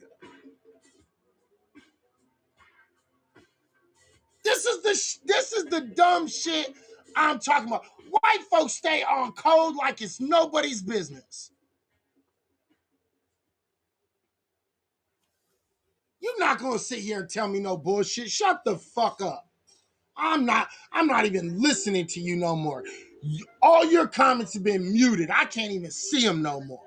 That's how idiotic your comments are at this point. Fuck out of here, bro. You don't need to stay in this motherfucker. Like real shit. That's disrespectful to me and my intelligence. Fuck out of here, bro. You're not trying me on that one. That shit is the end of the road, homeboy.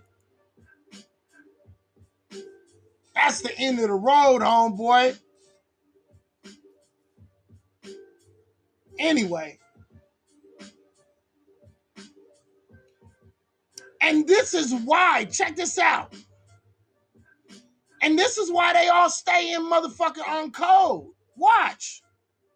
Y'all think I'm playing?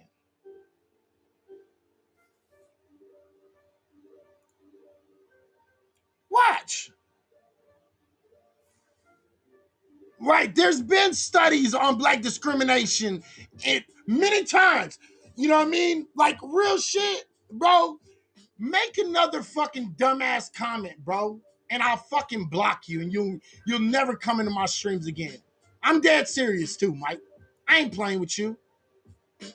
No, you're not right. Because again, there's discrimination acts that are literally going on for this exact same reason, dumbass. Because Wells Fargo, Chase, and Bank of America, all three have been charged and found guilty and had to pay out major settlements because of this type of shit. You're a dumbass. Say one more dumbass thing. Please do it. I dare you. I double dog dookie dare you to say another dumbass comment.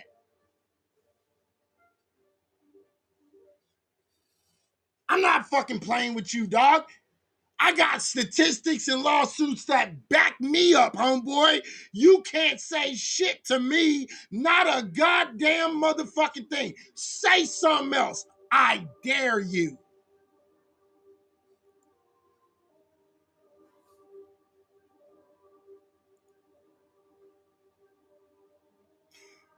Write a single fucking letter in this room. I double dog dookie dare you, motherfucker.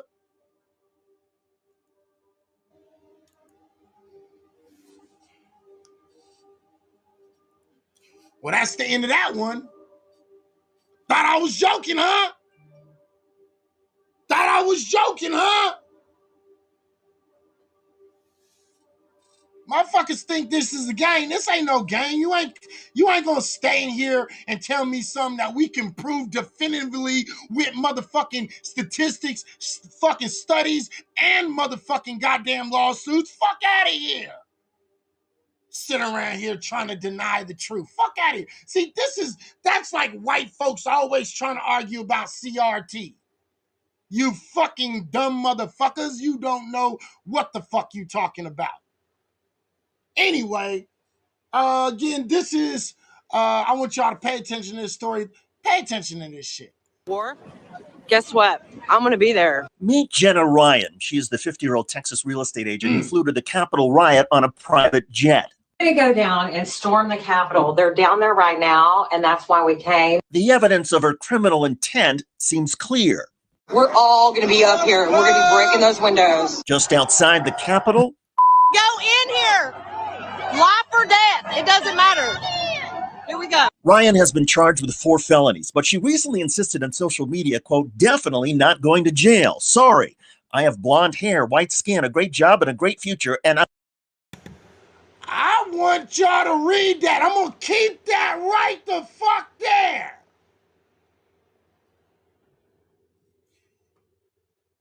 And this is why I don't fuck with these white folks. This is why the fuck I don't play with white folks, dude.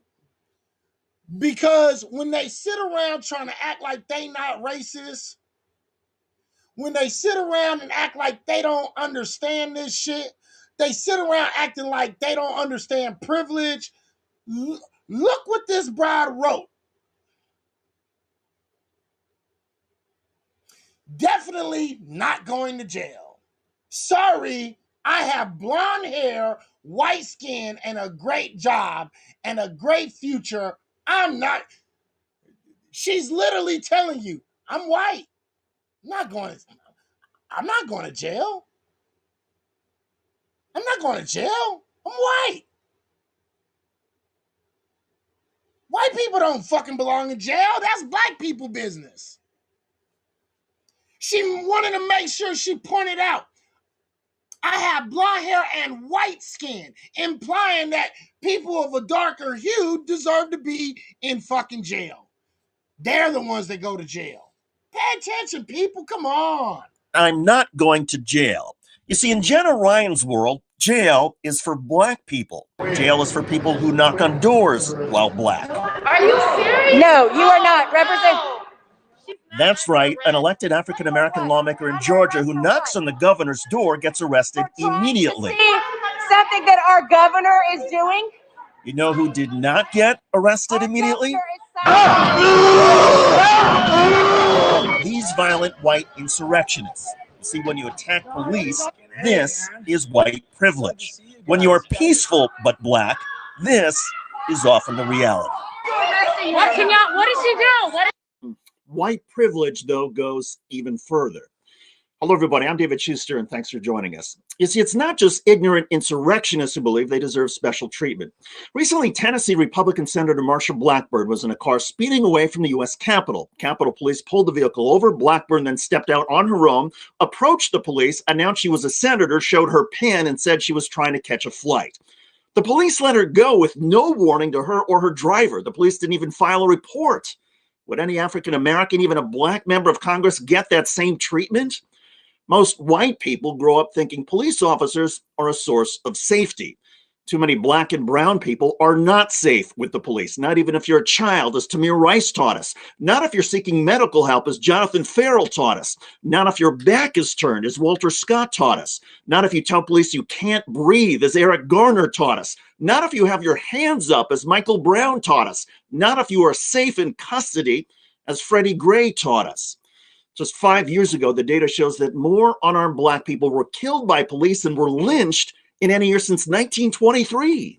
And by the way, white privilege, of course, is not just about interactions with police. How about educational opportunities? Concentrated poverty directly correlates with lower quality public schools. Studies have found that if you are black and poor, you are 19 times more likely to live in concentrated poverty than if you're poor and white. How about our media? Google beauty and face. This is what shows up on my screen. There is one person of color out of 16. Even if our media is not intentionally biased, it covers a biased country. For example, most of our leaders describe the epidemic of heroin used overwhelmingly by white people as a health problem. When black people use drugs, we're told it's a crime problem. You get the point. Our society and our institutions are inherently racist. And Jenna Ryan, that alleged insurrectionist from Texas, lives and breathes white privilege. Will she really avoid jail because she's white and blonde?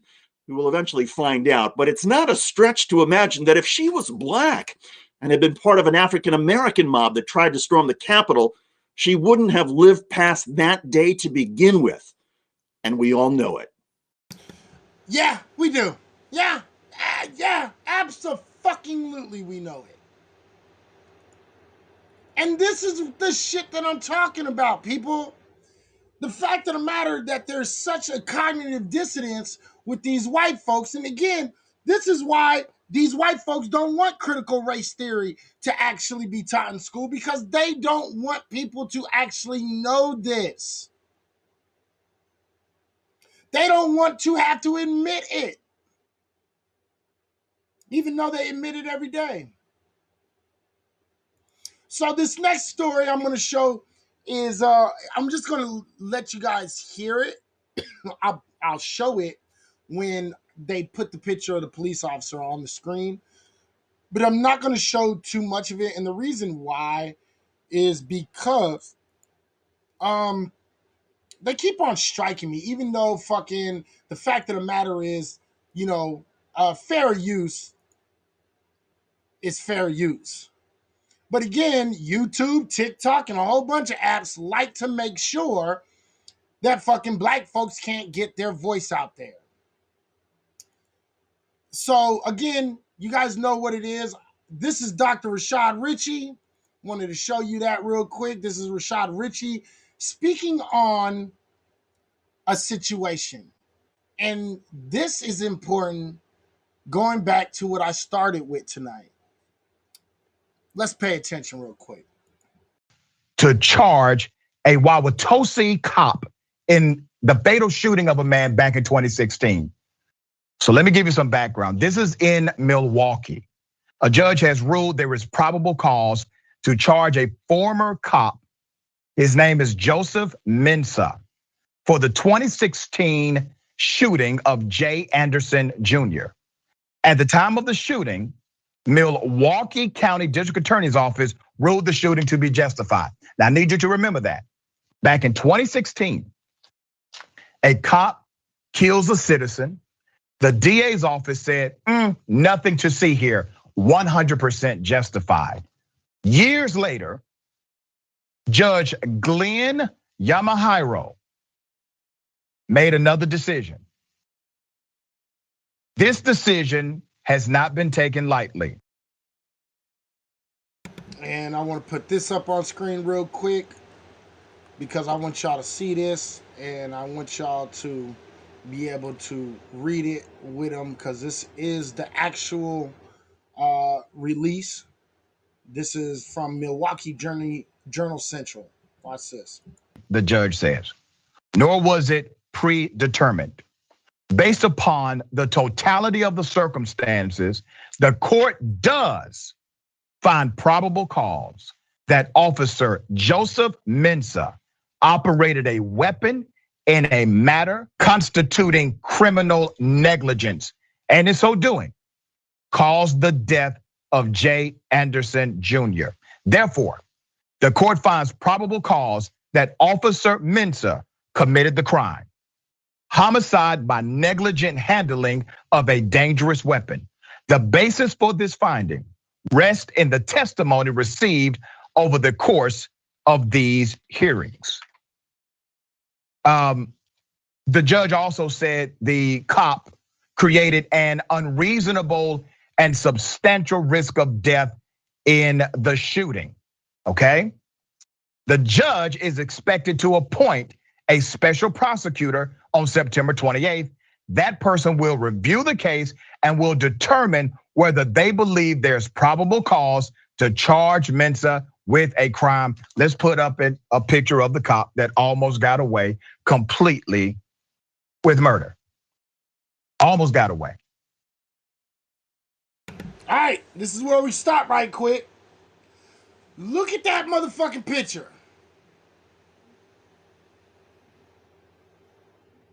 This is why we keep on saying not all skin folk is kinfolk.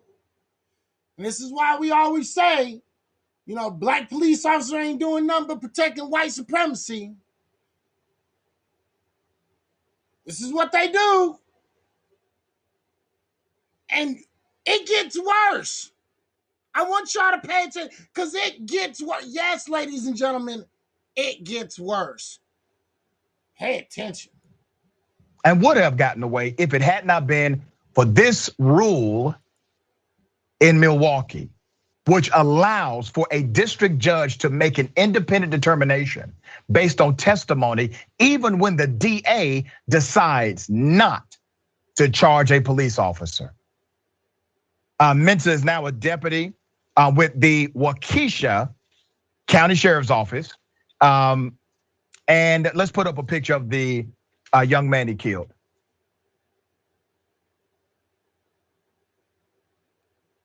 Let me give you some background on this. Mensa was alone the night of June 23rd when he came across Anderson asleep in his car at 3 a.m. Mensa alleged after he ordered Anderson to raise his hands, which Anderson complied with, Anderson leaned a couple of times toward the passenger seat where a gun was sitting.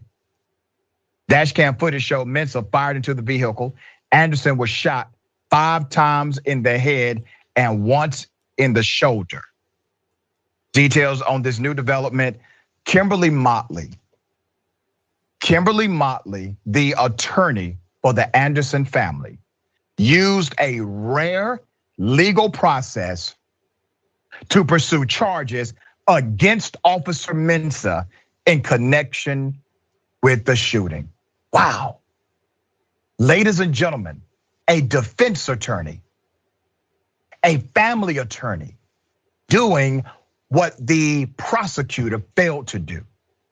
A judge looking at the evidence, making the determination probable cause exists. Now remember, the DA typically brings the charges. The DA brings the indictment. The DA brings the evidence. This DA brought nothing. This private attorney did. My bad. And you wonder why black folks don't ever get justice.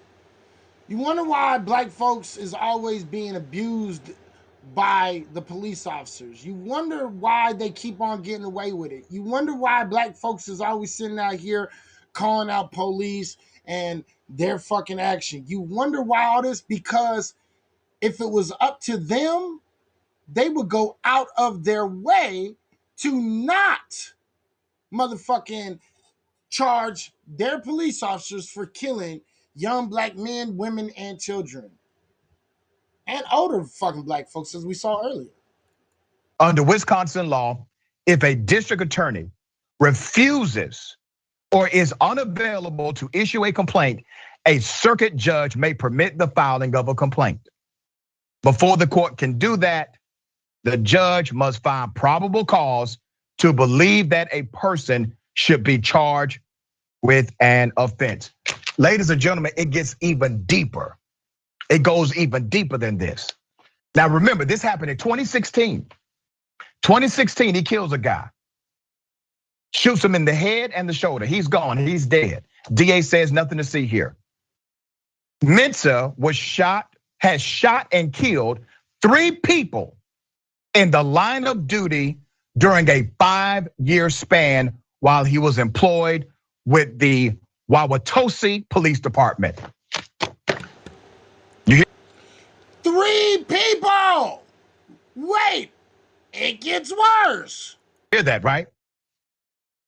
3 people he's killed in a line of duty. The Milwaukee County District Attorney's Office ruled all 3 shootings justified self-defense, including the most recent shooting of a 17-year-old named Alvin Cole in 2020. Ladies and gentlemen, you may have, once again, inside of the police department, a serial killer. Over 90% of police officers never fire their weapon on duty. 99% never have to use it fatally.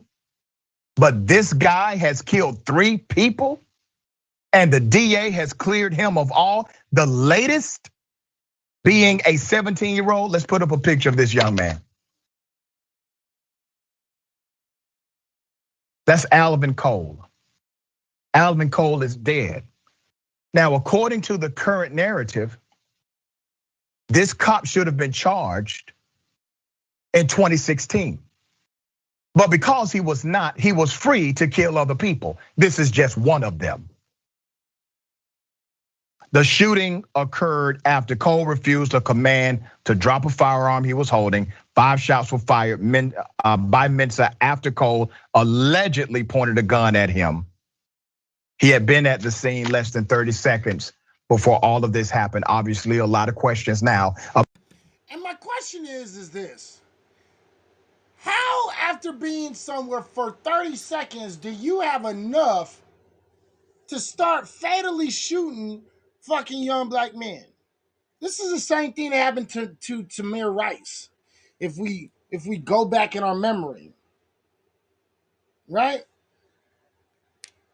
The police officer in Tamir Rice's case jumps out of his car and shoots Tamir Rice.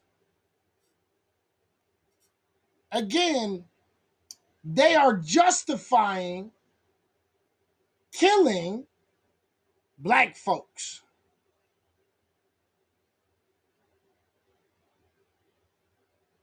Yeah, this is Dexter with a badge. Abso-fucking-lutely. This is Dexter with a fucking badge. Let's not get this shit twisted. About every single shooting this cop has been a part of. Dan, what are your thoughts? I mean, so many. You just laid out so how deep the story really runs, and how you see yet another story of yet another police officer who not only commits all of these egregious acts against people and ending their lives, causing ripple effects to their families. Think of what these folks could have done with their lives and their futures, and how that was taken away from them from this killer cop. And like the people will say, oh, well, this cop's black, look at that. Well, it's like, again, these are about systems we're talking about. We're talking about the police as a structure and as a system. And on that point, I will say this to anyone who goes, well, it's just a few bad apples. There's just a couple of people who are like this. What about all those good apples who saw someone killing people in the force, like in the line of duty, and knew this was happening and let him stay, giving him a gun, giving him a badge, not doing the standard. And this is why that narrative is absolutely bullshit. Because the fact of the matter is this. If there's 10 cops, or let's say if there's 11 cops, right? If there's 11 cops, and those 11 cops, one of them is bad, and one of them is doing illegal shit, killing people, selling drugs, all this other shit, right? And all of the 10 other officers know that he's a bad cop, but they don't tell on him. How many bad cops are there?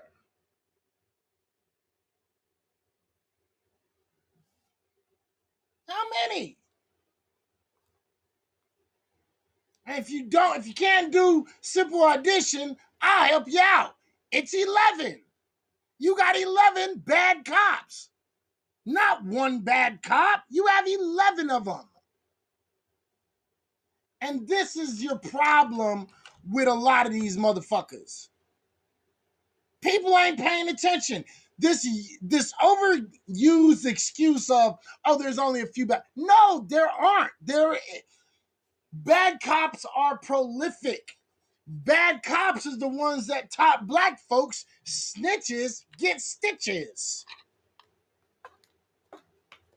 We learned that from the police gang.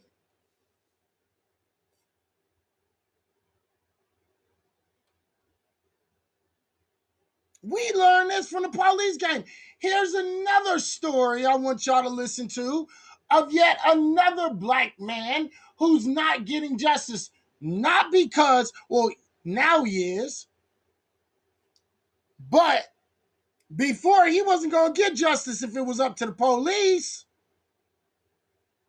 Let's listen. A 19-year-old young black male went to a party at a known racist home. He ended up dead in the attic from a gunshot wound, which the authorities said was a suicide.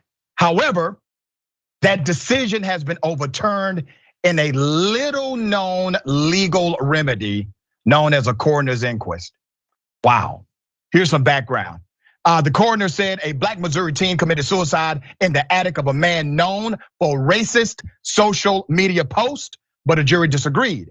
More than 3 months after a black Missouri teenager, Durante Martin, was found dead at a party hosted by a man whose social media can be best described as how to be a pro-racist, a Missouri jury overruled the coroner's initial findings and declared the 19-year-old's gunshot wound was not self-inflicted. let's put a picture of this young man. That's him. That is 19-year-old Durante Martin. Died inside of an attic from a gunshot wound that the authorities said was self-inflicted. If you were to believe their theory of the event, you would have to believe that this young man drove 27 miles to a home he had never been to before in his life, that he decided to go upstairs into an attic that he had never been in his life, and then kill himself, even though there was absolutely no indication that he was suicidal. The person who is now at the center of this investigation, the man who is the known local racist, let's put his picture up. You see him? Take a good look at him. He will be arrested soon. He has not been arrested yet. His name is James Wade. On April 23rd, Durante Martin attended a party with friends at a rural home in Fredericktown, Missouri.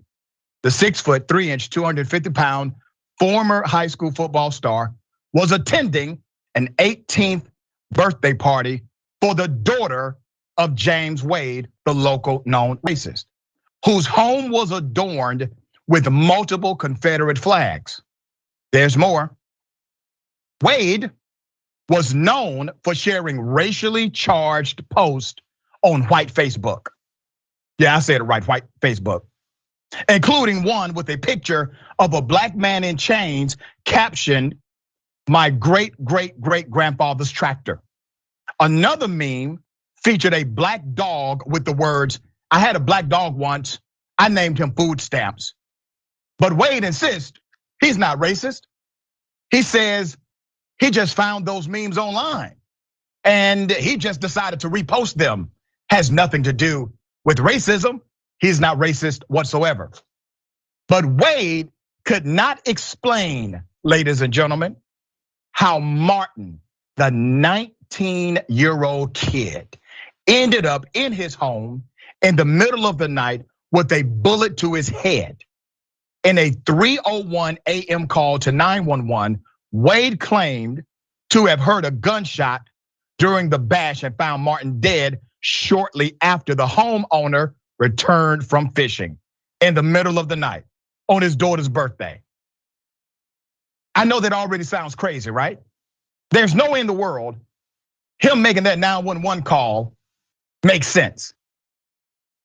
What's even more ironic than his story is the fact that the local authorities chose to believe him.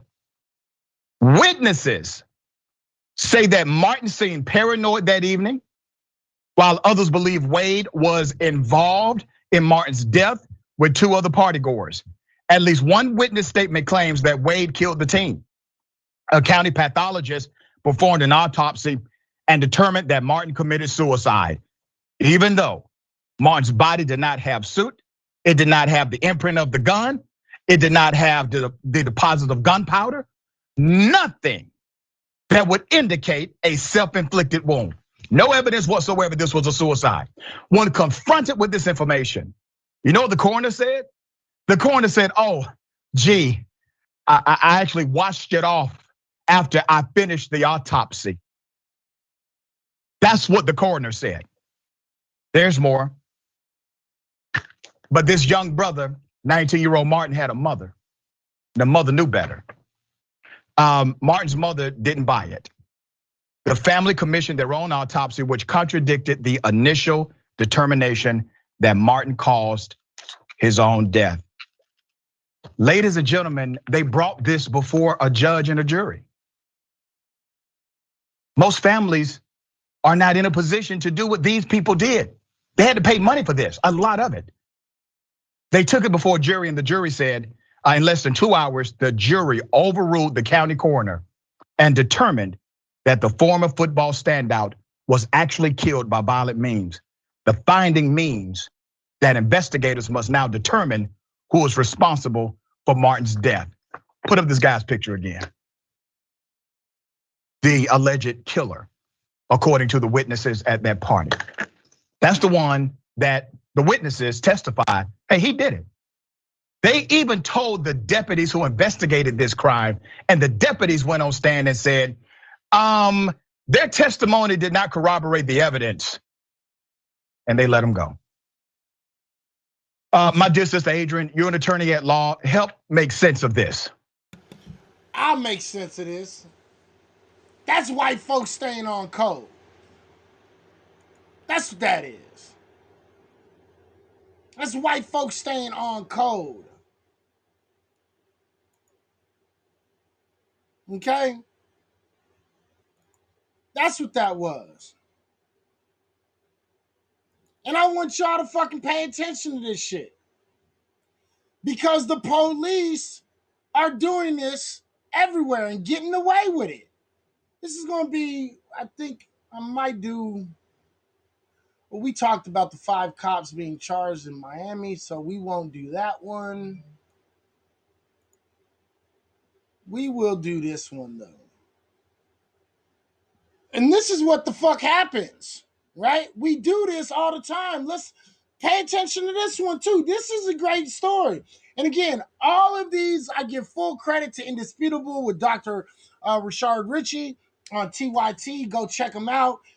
Great information. Puts out stories, and he gets down to the bottom of these stories. Real good reporting. There's a couple things I disagree with him on, but for the most part, he stays pretty on the ball. All right. So let's watch this. And this is going to be even more. Watch this.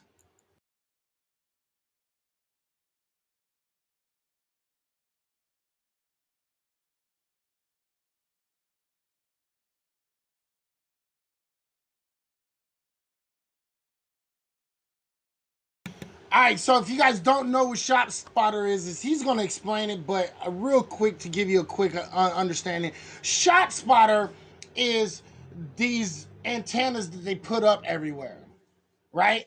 And then what they do is every time it hears a gunshot, it announces it to the police, and the police are able to go around and, do some investigation. Okay?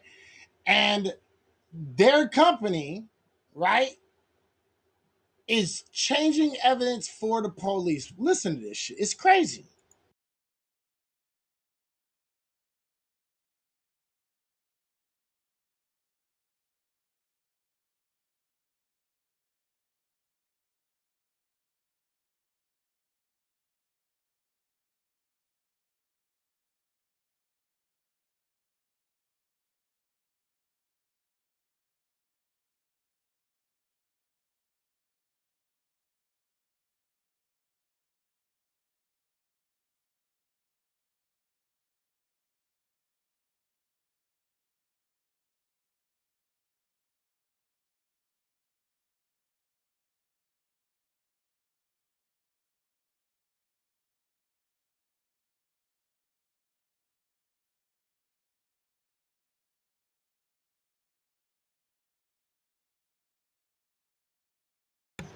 My bad. I thought it was playing. My bad.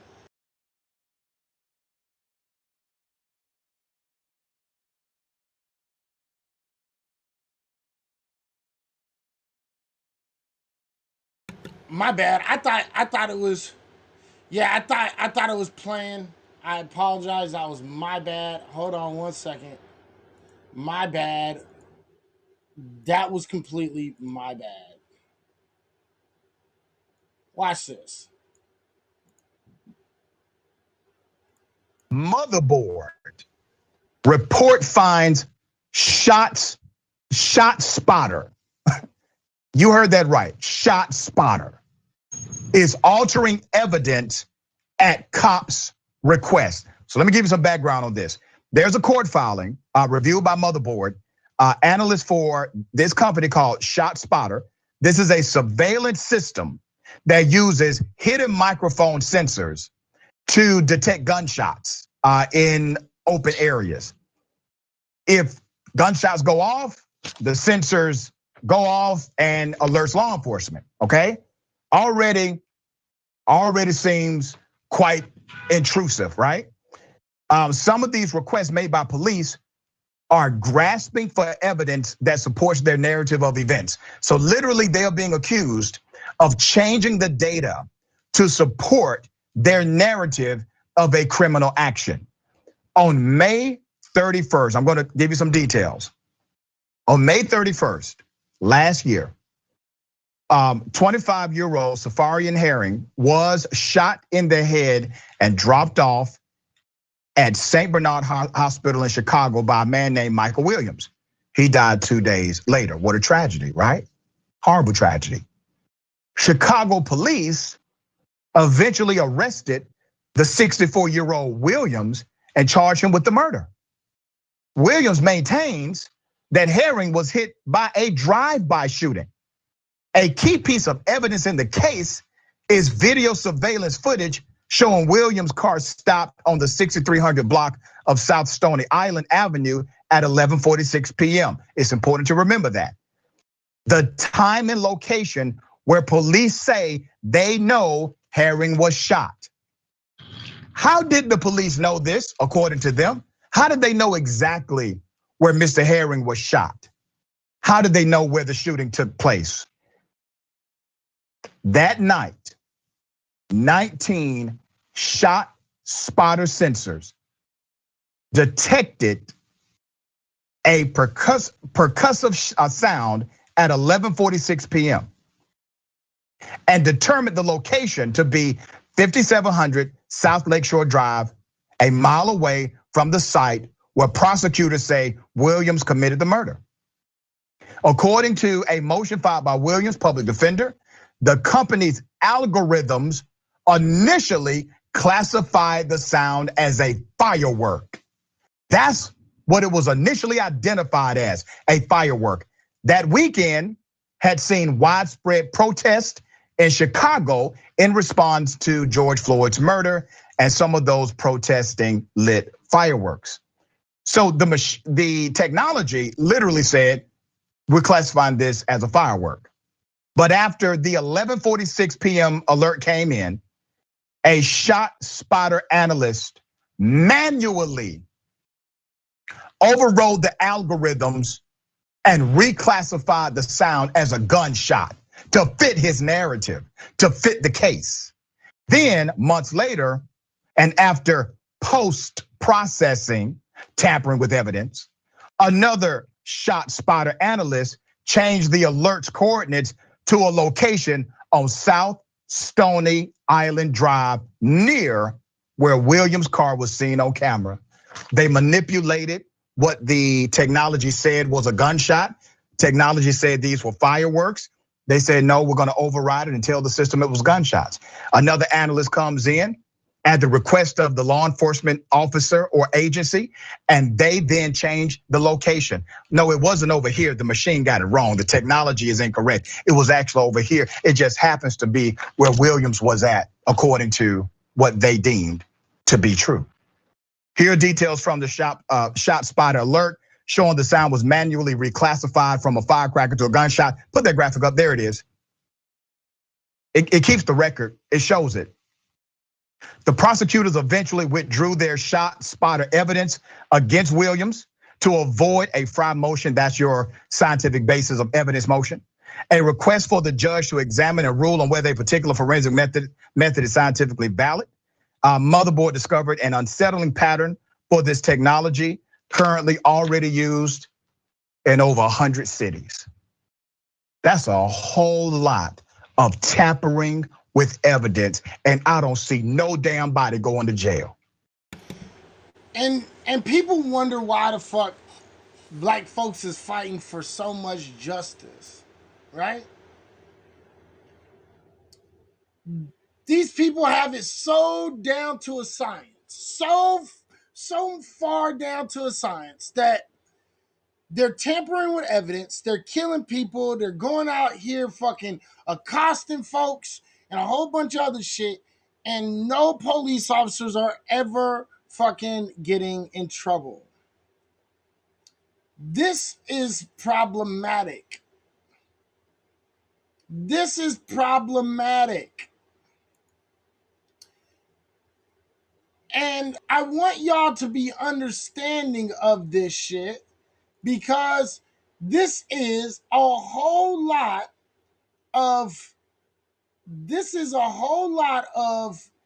fucking police officers, primarily white police officers, including police officers, race soldiers, that are going around and quite literally murdering, abusing, assaulting, and doing a whole bunch of other shit, charging us with crimes we ain't commit, all because they just need a body, and the best body to put in front of a camera is a black body. I want y'all to really, really, really understand this shit. It's really super important. And it's because white folks is always staying on code. So with that, we have to understand that these police officers are going out of their way to make sure that they are not convicted or tried for crimes that they commit against the black community. And this is how they don't give a fuck about black bodies in the United States. The fact of the matter is they go out of their way to make sure that, black bodies are not respected, that black bodies are put in morgues and cemeteries. They make sure the black bodies are put in the prison system, but they don't hold themselves accountable. And this is why black folks is consistently looking for justice for all these things that we're dealing with. And this is the systemic racism that we deal with on a daily basis. This is the power structure that we call the system of white supremacy, showing its face right in your face. I'm not talking about individuals. These are stories from across the United States. This is a national problem. A problem in the United States of America, and this is why black folks don't get justice no more. This is the evolution that young black men, women, and children can be lynched, legally lynched, like it's nothing. Legally lynched, like it's nothing. And this is why it's so important for us to build our own shit. This is why it's so important for black folks to have our own neighborhoods, our own communities, get our own elected officials and police officers. This is why we have to do that shit. All right? So I want y'all to keep that shit in mind. To all the white people that be watching my shit, y'all gotta make this make sense. I'm waiting. Because y'all want to act like racism and a system of racist behavior doesn't exist. You want to ignore the history that evolved into what's going on today. This is why you don't want CRT being taught to your kids and you being taught CRT.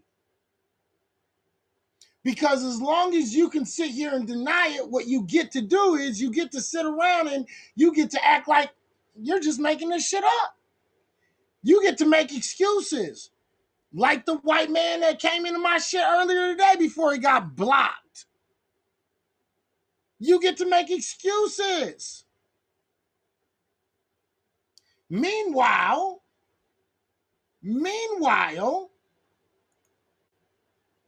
you have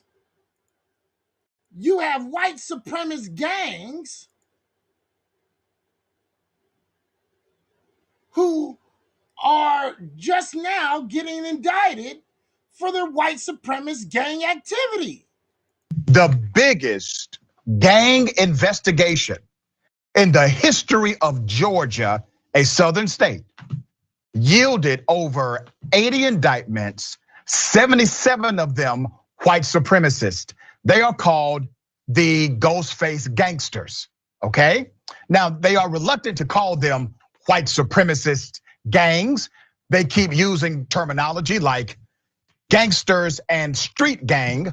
However, these are white supremacist, and this is in fact a white supremacist gang. Here are their pictures. You see them? Take a good look at them. This is the single largest gang investigation in Georgia. That's how local and state officials are describing Operation Kibosh, led by Richmond County Sheriff's Office against Ghostface Gangster's criminal street gang. Police say. Now I want you to look at some of these faces. I know you see a few of these faces look a little bit dark, right? One right here, you got another two up here, another one over here, one right here. The fact of the matter is this: those are people that's supposed to be a part of our black and brown coalition. These are white Latinos who are joining white supremacist groups. I want to make that very clear. These are white folks and white Latinos who are part of this white supremacist group. 77 of them are part of the Ghostface Gangsters. It's one of the fastest growing gangs in the country, made up of mostly white supremacists. The crimes range from attempted murder, drug trafficking to. He said mostly for a reason. Because most of them are white. But the other ones are white passing Latinos. Aggravated assault to an officer. Now, who led that investigation? This guy, the sheriff of Richmond County, Sheriff Richard Roundtree. Now, let me take you back to something quite interesting. Because when you look up this story, you will see a reluctance to show their pictures by many of these publications. They are also not providing their names in many of these publications, talking about the biggest gang investigation in the history of Georgia. And they're not calling them a white supremacist gang, even though they are. Now, let me tell you why it's important to call a thing a thing. If we were talking about the Crips, they would tell you this is the Crips gang. If we were talking about Piru Bloods, they would tell you this is about Piru Bloods and it is the street gang. If this was about Gangster Disciples, they would tell you this is about Gangster Disciples. They will provide context. Here's the context here. These are white supremacists. That's an important context. White supremacist. So while many would like you to believe that the face of gangster life or the face of gangster violence and gangster activity is only relegated to those with black and brown skin, let's be very clear. The most notorious gang ever in the United States of America has always been and will forever be the KKK. And the police. That's a gang too. So here's what we decided to do on Indisputable. Since a lot of these publications have been reluctant to tell you exactly who they are and to show you their face and their name, we got a little something for you. Here it is. You will notice that some of them look quite normal and some of them do not. You'll also notice a lot of females who are part of this gang. A lot of young females are members of this white supremacist gang. Now, obviously, they have been charged. All of this is alleged until conviction.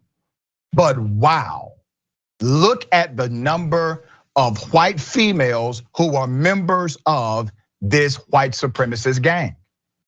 Now, I had a conversation with another gang expert about this because I noticed when there's a big gang bust of a black street gang, you don't see as many women as you do in this bust. And he said something quite interesting to me. He said for them, this is very generational, that the gang activity is extremely generational. And they need women, they need these particular gang members to raise the children into the ideology. And what you see as a difference with a lot of the black street gangs in particular is that they work very hard to isolate their children from that same life. They try very hard to make sure. Now, I'm putting this up here. I'm talking about this, and I think there we go. I'm putting this up there because his point is a very valid point, right? What have we been noticing? We've been seeing a lot of white women really showing their true colors lately, right? Pulling Karen shit, right? We've been calling them Karens. It's been cute. But this ain't cute, ladies and gentlemen. I need y'all to pay attention to this shit. This ain't cute. See, we always videotaping these white Karens and shit. And then you got other people that go around and they do everything they possibly can to go out of their way to give off some excuse. Oh, I made wrong decisions and I did this and I did that. No, they know exactly what they're doing. White women are taking advantage of their white privilege in order to fucking try to have fucking Emmett Till effects. Again, white women are doing what they're doing in order to have Emmett Till effects.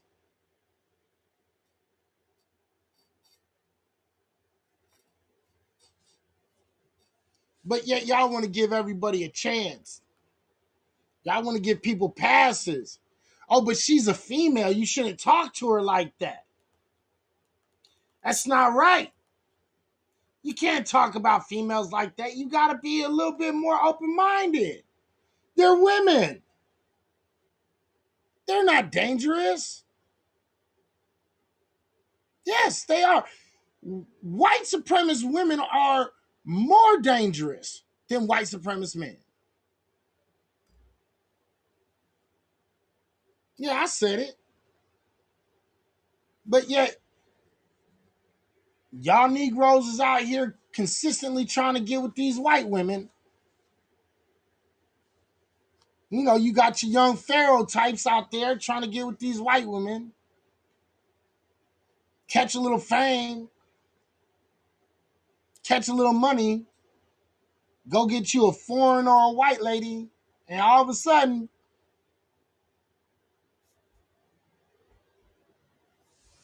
this is real shit. This is real shit. And this is what the fuck we're dealing with. White supremacist gangs. We dealing with white supremacist gangs. We dealing with white supremacist race soldiers and police officers. We're dealing with the Beckys and the Karens. We dealing with fucking the coon Negroes. We dealing with the Asian community. We dealing with the Latino community. The fact of the matter is at the end of the day, it's us against everyone. We have no allies in this shit. This is why we shouldn't be waiting around for anybody to be giving us up. Yeah, we should still be fighting it, but we need to fucking deal with us and worry about us. Right?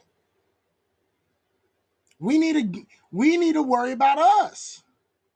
This is why when we talk about reparations and we talk about justice, it's hold your own nuts right now. Foundational Black Americans have literally started taking the heat for that shit too. Because after everything that we do, they still want us to fight for them.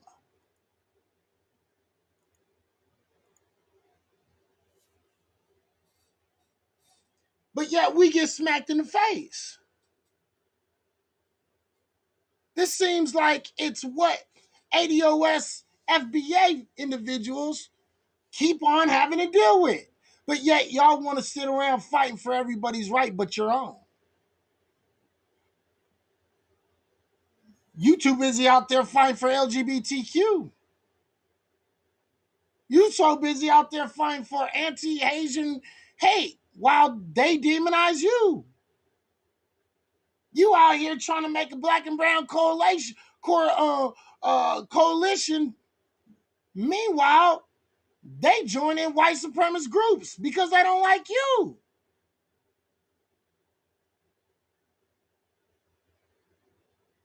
You over here talking about, well, they are African brothers.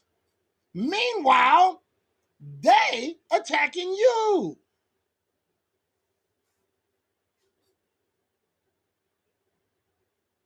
I'm showing it to you.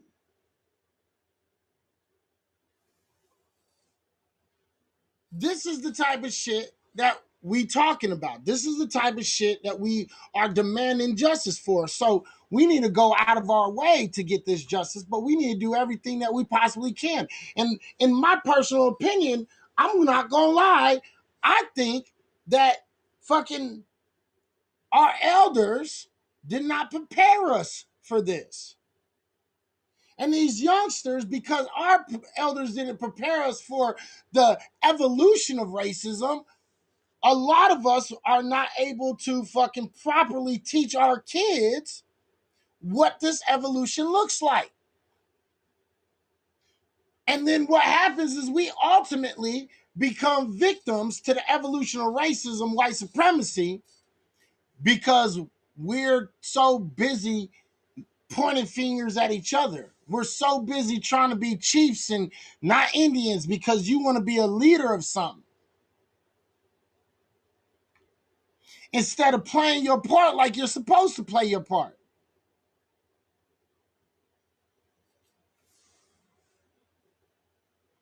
And this is one of the reasons why, reparations is going to be a hard thing to get, because we have immigrant Africans that's trying to speak for black folks, and they're speaking against black folks and reparations, and they're being qualified as us. You got immigrant Africans who are literally siding with white supremacists. We got the Asian community siding with these white supremacist race soldiers. We got all these different groups going against us. And then what happens is, we don't get no justice and we don't get no reparations. Speaking on reparations,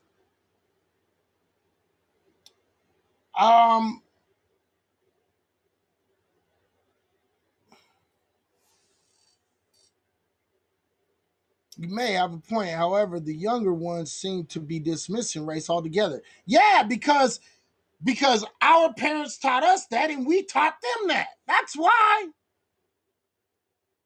Because we was fooled. We was fooled. Everybody was fooled by Obama. Again, I'm not like a major critic on Obama, because I don't, he was a fucking president, right?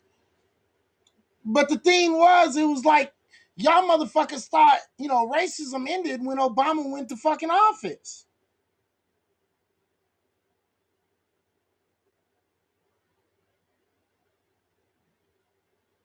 This is how y'all thought.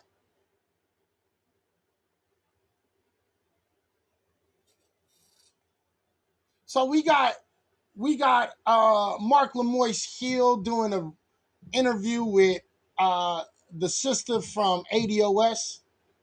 Now, I'm not the biggest fan of ADOS because I personally think ADOS is more of a political group rather than a true reparations group.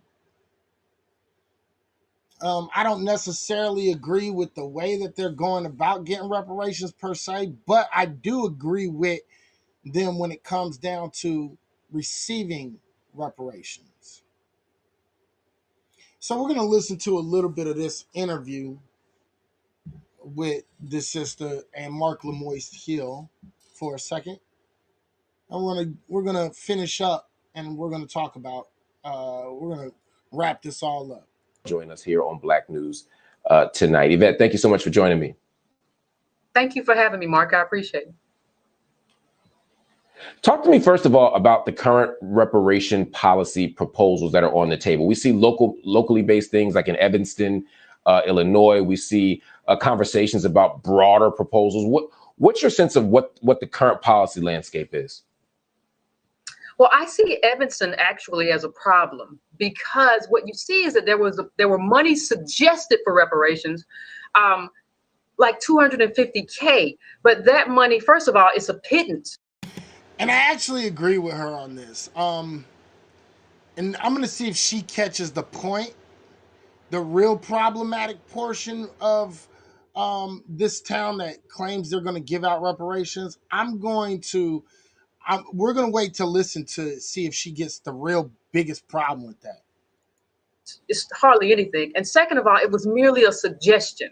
It wasn't actually an allotment. So in terms of what reparation has to be, Oops. So she didn't touch on the biggest point. The biggest point, it was a suggestion. But the biggest point is actually a lot more conniving than what she's saying, right? And the fact of the matter is this. Evanston said $400,000 for reparations. But what they did is they told the people who were going to apply for this that they had to spend it on home repair. They were allowed up to $25,000. And so if you look at $400,000, that comes out to about 16 people total that can get it if, let's say, all 16 people got the $25,000 allotment, and it had to be spent on home repair or like down payments. But I think it was primarily home repair. And that's the trick bag where they say, oh, reparations, but the fact of the matter is they're not actually reparations. They're trying to tell you how to spend the money. Now, my question is this. Okay, my question is this. I'm going to take her face down real quick because she kind of annoys me. I'm not going to lie. I have my own different problems with her. But I want to show you something real quick. And I want people to pay attention. All them people out there that's against reparations, all those people who sit around and they talk and they talk and they talk about how, how shit should be spent and trying to manage the money and all this other fucking fuckboy shit. I want y'all to pay attention to something. All right, and I'm going to show you guys something. And I'm going to put this in perspective. I'm going to put this in perspective for you because it's important. All right? It's really, really, really important. Actually, okay, I guess I'll have to do it this way.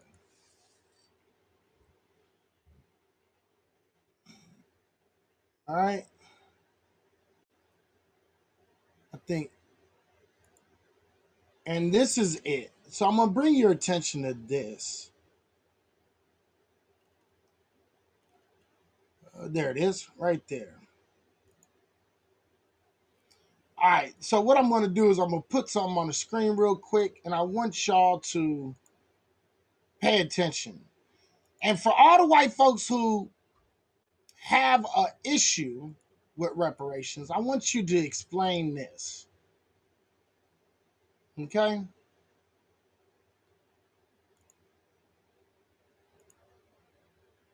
I want you to explain this.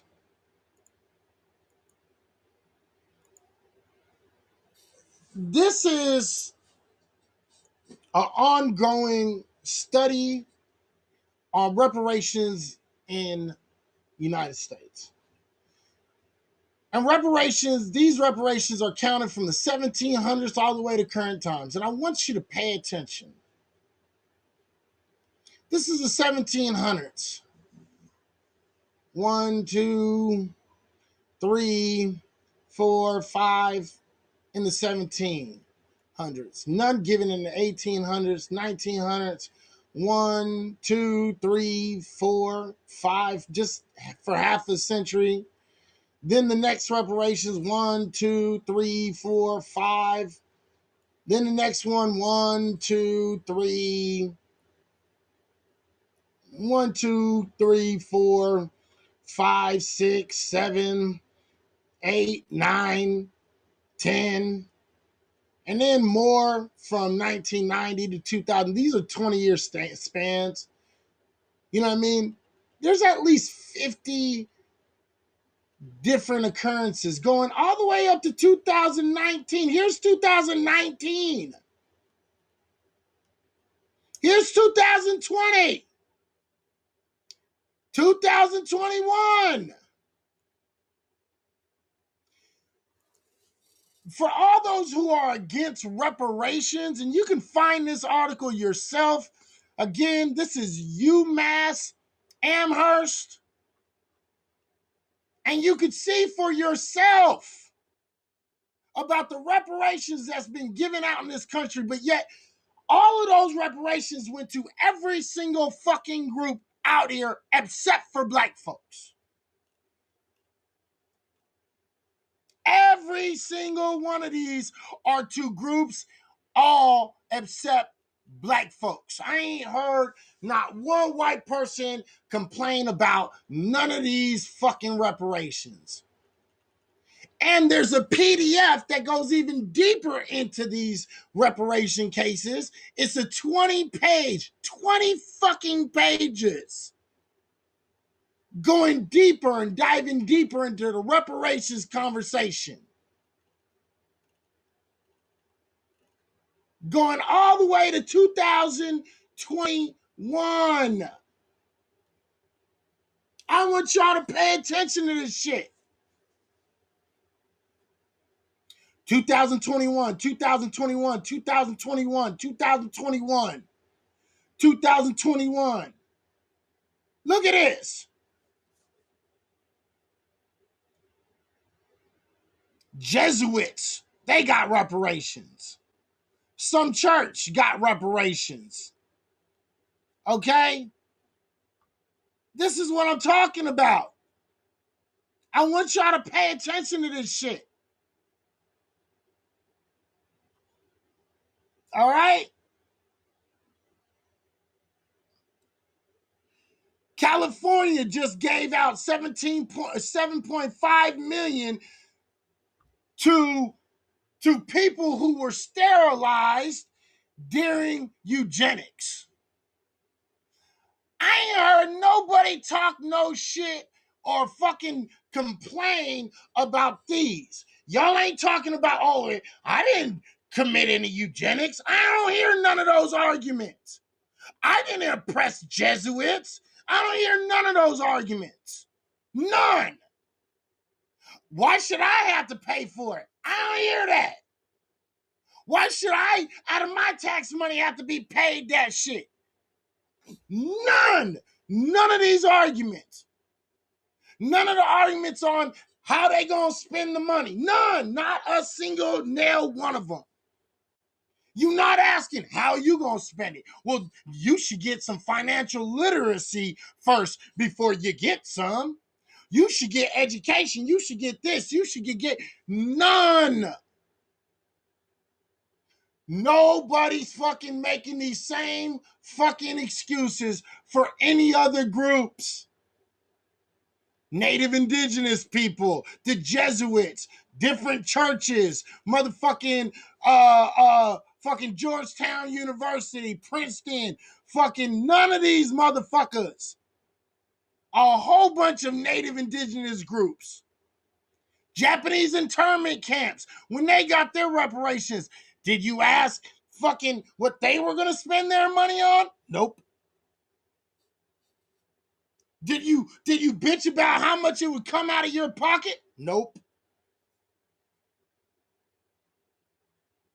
So anybody who makes these bullshit excuses on why black folks shouldn't get reparations, ladies and gentlemen, you're just a fucking racist that doesn't want to fucking take responsibility for fucking the actions of this fucking country. You're about bullshit. That's what you're about. You're about bullshit.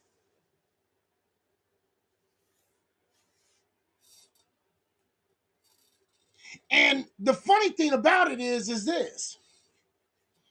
Asian folks don't think fucking black folks should get reparations. A large majority of Asian folks don't believe we should get it. Immigrant Africans don't think we should get fucking reparations. Latinos don't believe we should get reparations. I don't know about Native Indigenous, but I know the Native Indigenous, and this is strictly anecdotal, but I know the Native Indigenous people I know don't think we should get fucking reparations. White folks don't think we should get reparations.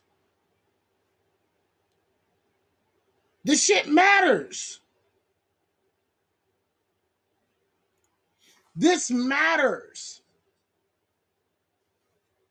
We were talking about the economic situation that black folks is on. This is one of the ways to fucking help that situation. So I want y'all to keep that in mind while you keep on making all these excuses on why black folks shouldn't be getting reparations, because at the end of the day, all your fucking excuses are bullshit. And the very last excuse that people keep on trying to fucking make is fucking, well, it was so long ago. No, it wasn't. First off, my great granddaddy was a slave and my daddy was a fucking sharecropper. So fuck out of here. I don't want to hear that shit. That's bullshit. Again, more bullshit. Let me also point out that between 1866 and motherfucking 1968, we weren't able to get any kind of justice in courts. We weren't able to fucking bring court cases. We weren't able to fucking do a whole bunch of shit.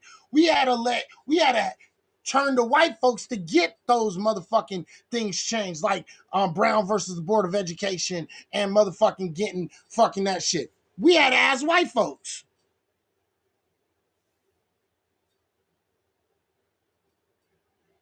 We couldn't get no justice. So when you try to use the excuse of, well, it's been so long and you're not directly, yes, I am directly affected by this. Stop saying that.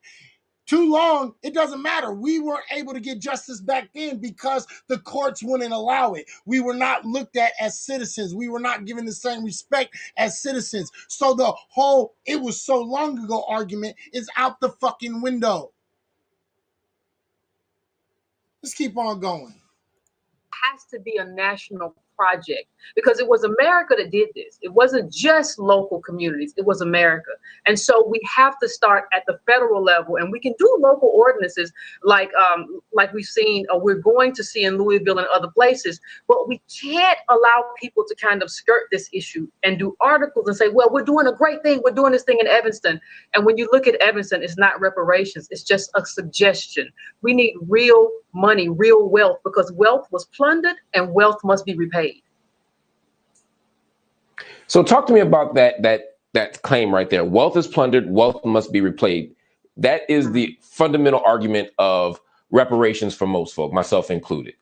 But a lot of times where we get stuck is the details of what kind of plunder we're talking about, what kind of money it takes to repair the damage done, who gets it, and how they get it. So talk to me a little bit about ADOS's policy vision as it pertains to reparations.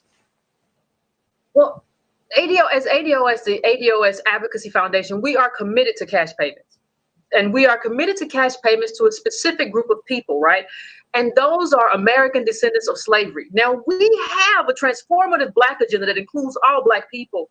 But in terms of reparations, those are the people that built the country and have been systemically, methodically oppressed since then. So you have to have a method, not only for cash payments, but for programs to protect that wealth. Because you can give wealth to a group of people and then that money is plundered by white supremacy and super capitalists who would like nothing more than to take it away from us. So we have to have certain protections, but we absolutely have to have cash payments. And this absolutely has to be a federal government initiative in terms of how we do this and how we have outlays and appropriations and things of that nature. It has to happen that way. Cash payments, how much are we talking? I like to talk about it as a down payment. I don't like to talk about it because I always say it this way. It takes a lot more time to heal a wound than it takes to inflict a wound. And America has been inflicting a wound for 400 years plus. So it's going to take longer than that to actually heal that wound and close the racial wealth gap, which we like to call the lineage wealth gap. It's going to take longer than that. So I like to call it a down payment. But I think we're talking about at least 20 trillion. That's where we are. Down. And I personally think it's actually more. I think it's a little bit closer to 47 trillion, to be completely honest. I don't like to call it a down payment because whenever what we know about the government is that they go out of their way to find reasons to either not give us what is owed, but they also go out of their way to take away what's owed. And she was speaking to that a little bit, that we have to put things in place so it can't happen. But the fact of the matter is their plan to me is not the best plan in the world. Also, they're willing to deal with a lower amount at first and then over time. I'm not. I want a greater majority of the amount at first, and then we can work on the rest later on. I also think it should involve land. I also think there should be other things that should be added to it, such as maybe tax exemption for a generation or two. And I think there should be some other things that go along with that. So, but at the end of the day, these reparations really won't mean nothing unless we have systems in place where they can't take advantage of it, and we have to actually do a lot to go about with these social issues, like I was showing you earlier about the brother that wasn't even allowed to cash a check, and then the other brother that wasn't allowed to get his own money out of the bank. Because then we still have to deal with these motherfuckers trying to keep us away from the money. We have to still deal with these motherfuckers trying to keep us away from all this shit. You feel me? So I think her plan has some good points, but I don't think it's the best way of going about it. Yvette Carnell has some good points, but she's problematic in many ways also.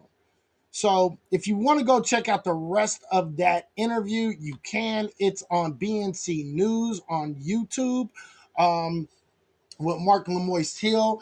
And I want to point out that 86% of Black Americans support reparations. 86%. Okay? 72% of whites oppose it. Now, why is that? Why are 72% of white people opposed to Black folks specifically getting reparations? Well, the fact of the matter is, if Black folks suddenly have an influx of money and an influx of capital, what you then see is Black folks starting to be able to buy homes to build wealth. We have economic foundation that Black folks can get out of the hole and the rut that we seem to stay in. If we have a land, we can build our own schools and hospitals and different things like that, and start up our own communities. And then the fact of the matter is we then are able to climb ourselves out of the hole in which we're in, right? And this is a major fucking issue with folks, because at the end of the day, there needs to be a permanent underclass, okay? And the best group to be that permanent underclass is Black folks. Again, I need y'all to understand, white folks never intended for Black folks to be free. 16, 19 on the up, they weren't supposed to be free. We was never supposed to get our freedom, right? So what it was an exchange between Abraham Lincoln and everybody else in order for Abraham Lincoln to become president. Abraham Lincoln basically said, okay, I'm going to make them free, but we're going to make them a permanent underclass. Again, Abraham Lincoln said, if there is to be a superior race and an inferior race, I propose that the superior race be the white man and the inferior be the Black man. There was never supposed to be, we were never supposed to be out of the bottom rung. We weren't supposed to get out of slavery, but we did. And then we're still not supposed to get out of this bottom tier caste type system that we live in today. And don't get it twisted, we're in a caste system. Okay? And so this is what we're dealing with. We're dealing with people who are afraid. And we have examples of this. You can look at Tulsa, Oklahoma. That's the one everybody knows. Okay? The dollar circulated in Tulsa, Oklahoma 40 times before it ever left the community. $1 circulated 40 times in the community before it ever left the community. We were able to build economic foundations. We were able to make millionaires, or what today would be considered millionaires. We were able to build our own shit. We were able to get what we needed. And we didn't depend on anyone. At that same time, we had 15 million acres of land. So we had our own agricultural structures put together already. Today, we have 1.2 million acres of fucking land. And that was taken 13 point something million acres of land was taken by either force, literally people coming in and killing whole families and stealing their deeds, by eminent domain of the government, and people ripping other people off. This is documented. I used to show this all the time. So when we're talking about this, we have so many areas that we have to fight. We have to fight injustices in judicial system, economic system, educational system, social systems. You know what I mean? This is what we have to deal with. But yet, black folks is still sitting around here trying to fight for everybody else's fucking justice. Everybody else's fucking, their civil liberties. While the whole time we're getting shitted on. We're getting shitted on. Now, I hate to do this shit before we get off here, but I have to do it. I would not be intellectually honest if I didn't do it. And I have to be intellectually honest because I feel that it's really important. I feel that it's very important to be intellectually honest. Now, you guys know how much I don't like motherfucking Candace Owens. I don't like her. At all. All right? I don't owe her an apology, but I do have to give her credit for calling some things out. Okay? I do have to give her credit for calling some things out, which I have also called out, but not too many people are listening. So Candace Owens is saying black folks owe her an apology. I don't owe her an apology because I've been saying this long before she ever said this.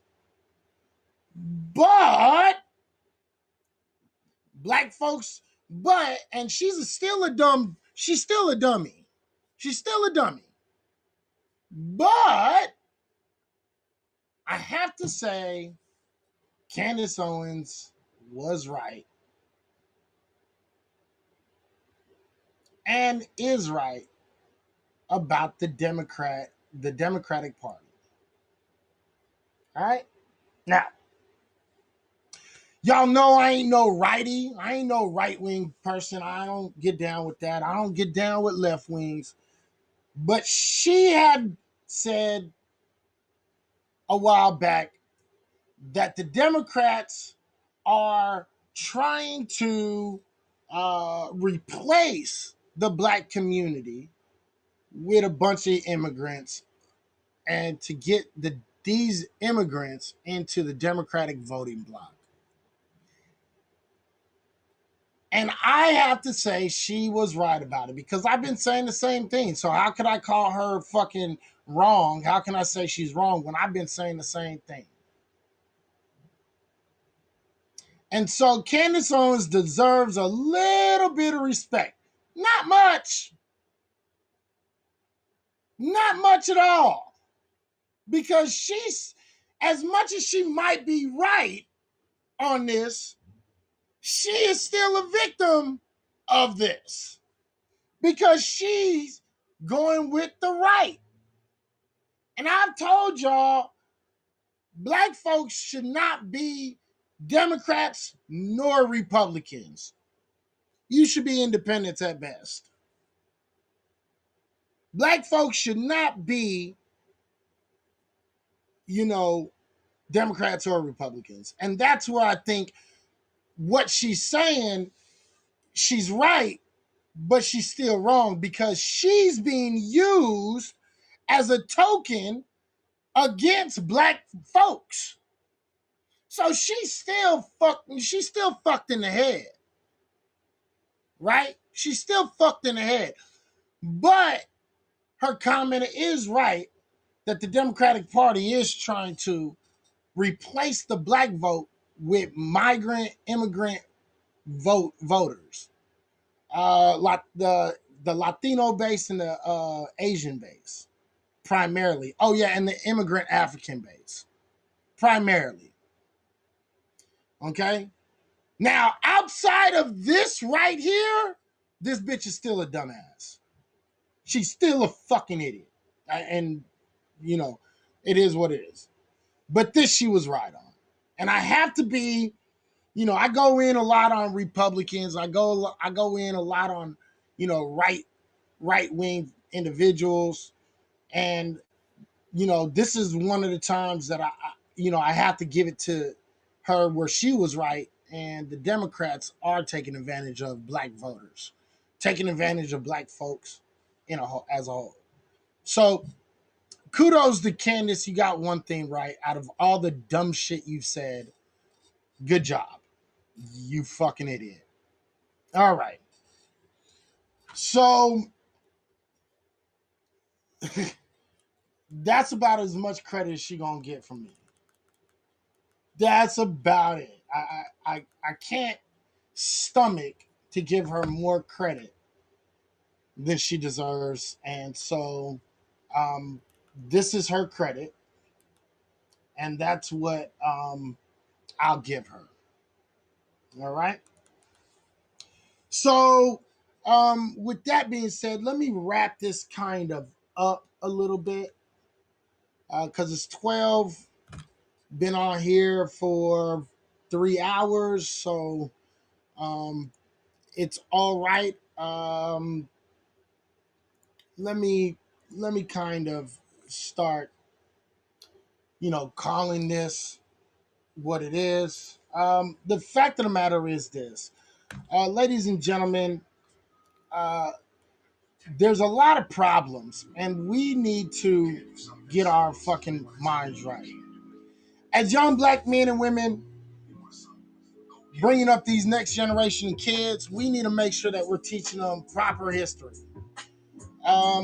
White folks, we're gonna need you guys to get off the CRT shit, because what it is quite literally showing us that you are trying to ignore the truth. It's not indoctrination. Now, how your teacher and also CRT is not being taught to your kids from kindergarten all the way to 12th grade.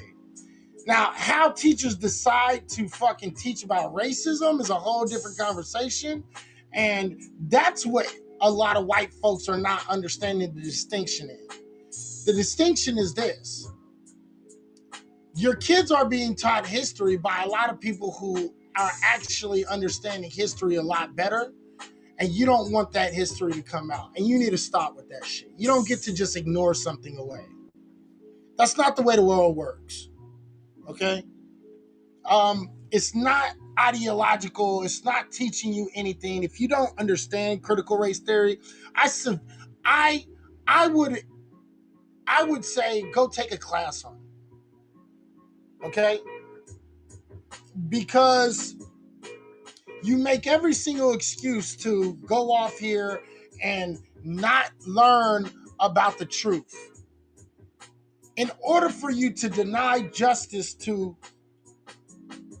melanated people, black folks, foundational black Americans primarily. And what this is it's a slap in black folks, foundational black Americans' face. That's what it is. Like whether you intend to do it or not, I don't know. That's not really my place to decide what the fuck you thinking.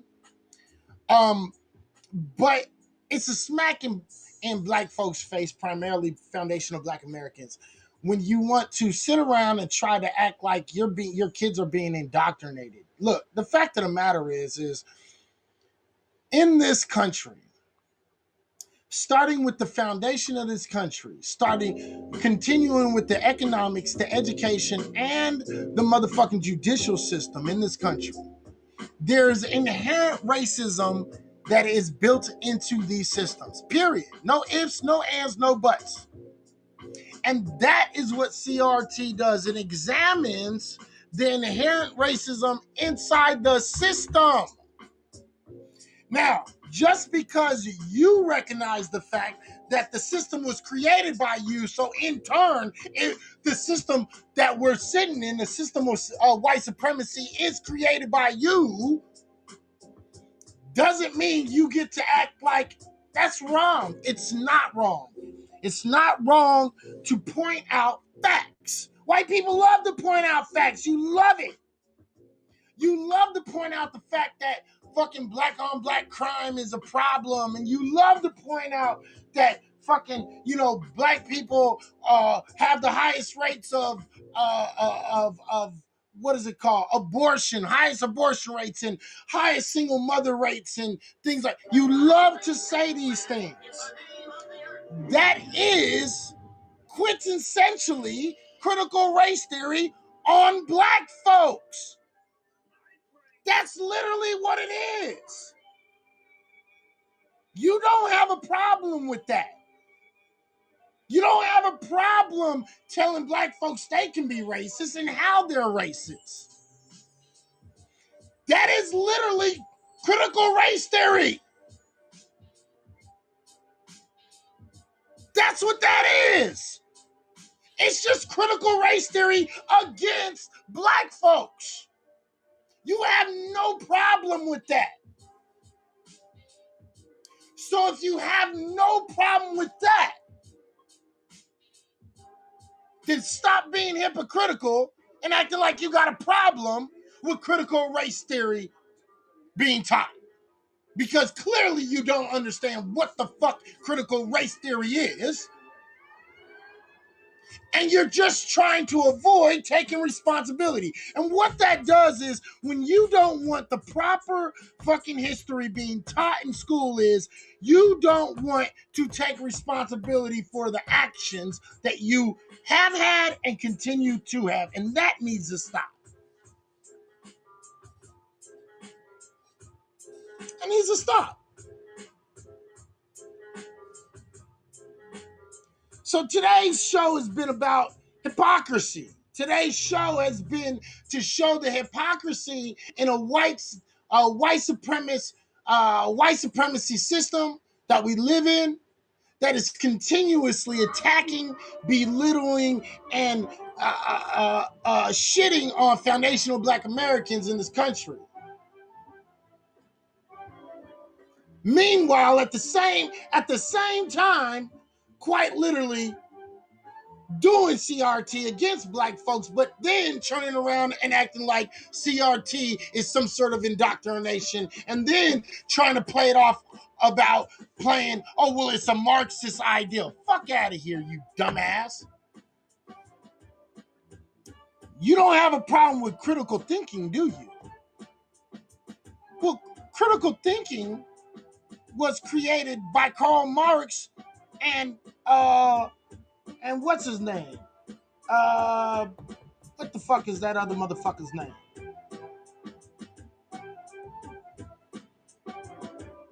I forget his name right now. I apologize. But you don't have a problem with critical thinking. Critical thinking helps you go about your day-to-day life every single day, in every aspect of your day. But you don't turn around and say, well, it's a communist ideal. You don't do that. Sigmund Freud was his name. Sorry about that. Took me a minute. Sigmund Freud. You also don't have a problem with Sigmund Freud. You don't say critical thinking is a Marxist ideal and it's a communist ideal and it's indoctrination. You don't do that when you fucking live your day-to-day life and you critically think about the things that you think about. You know, like things like, I don't know, all of your conspiracy theories that you fucking believe in. The only thing that I can think of off the top of my head that's like right in your face, like right now, is the vaccines. You're using critical thought and critical theory to decide to not get vaccines. So is that communism? Is that a communist ideal?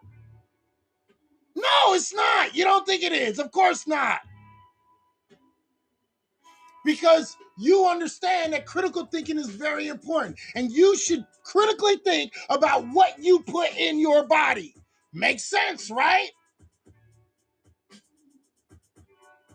So stop spouting the communist ideal of critical race theory because Karl Marx was one of the people who came that started the whole ideal of critical theory.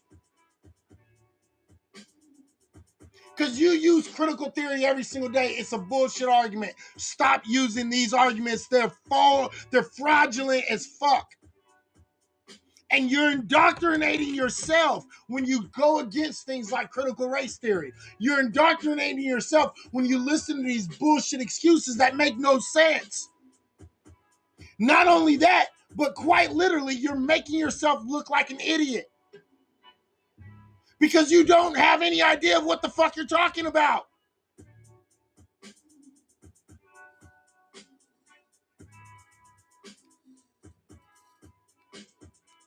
Critical thinking is very important, I think.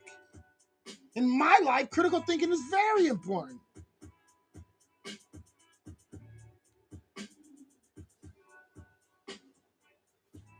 So if you don't got a fucking problem with critical thinking, you shouldn't have a problem with critical race theory.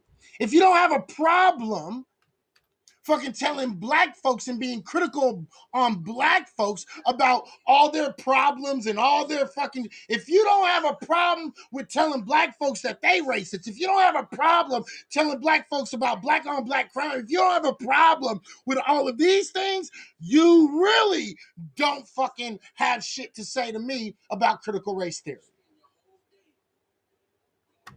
Because critical race theory is not going around telling white folks that they're inherently racist. That's what you took from it. Critical race theory is a critique on the judicial system, economic system, the educational system, based on race. See, there's a difference. They're saying that the system itself is inherently racist. Not saying that you created that system personally, like personally nowadays. It's saying the system is racist. The system. One thing it is saying is you are benefiting from the system. You are. That's fact. We can prove that all day. We can prove that across the board, educationally, socially, economically, judiciously. We can prove it across the board.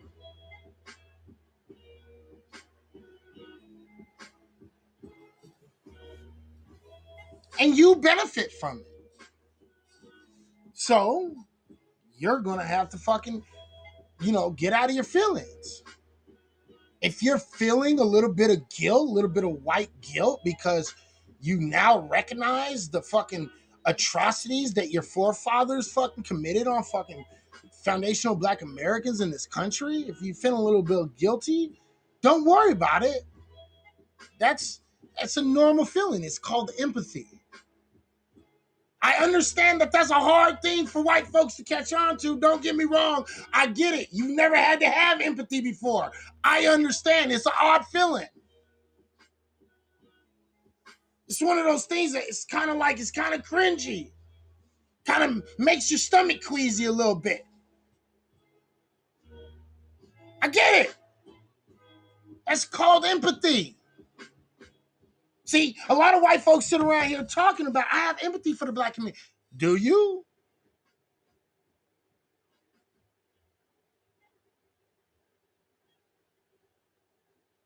That's just the beginning portion of empathy. That's it.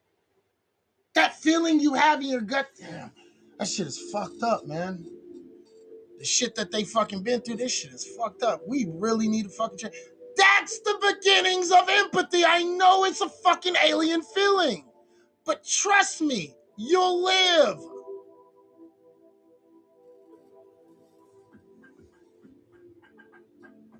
Trust me. Black folks live through this shit every single day. When you tell us about fucking, oh, you're most likely going to be killed by a Black person, not understanding the statistics, but saying that bullshit. Yeah, you'll live. You'll live. You'll be just fine. Don't worry about it. It's not going to hurt your fragile minds. And if you think your kids cannot, you're worried that your kids are going to fucking be indoctrinated. No, the problem is you're afraid your kids are going to fucking get empathy. And empathy is not a good thing to have if you're trying to keep fucking in power a white power structure. You can't have empathy when you want a white power structure. And this is what you're saying. I don't want this white power structure that benefits me to become, outdated. And I don't want to lose this power structure because it benefits me. That's what you're saying. Whether you want to fucking admit it or not. I understand that shit's hard to fucking, understand. I get it. You know what I mean? White folks is really big on, justice, right? Oh, let that motherfucker burn in hell.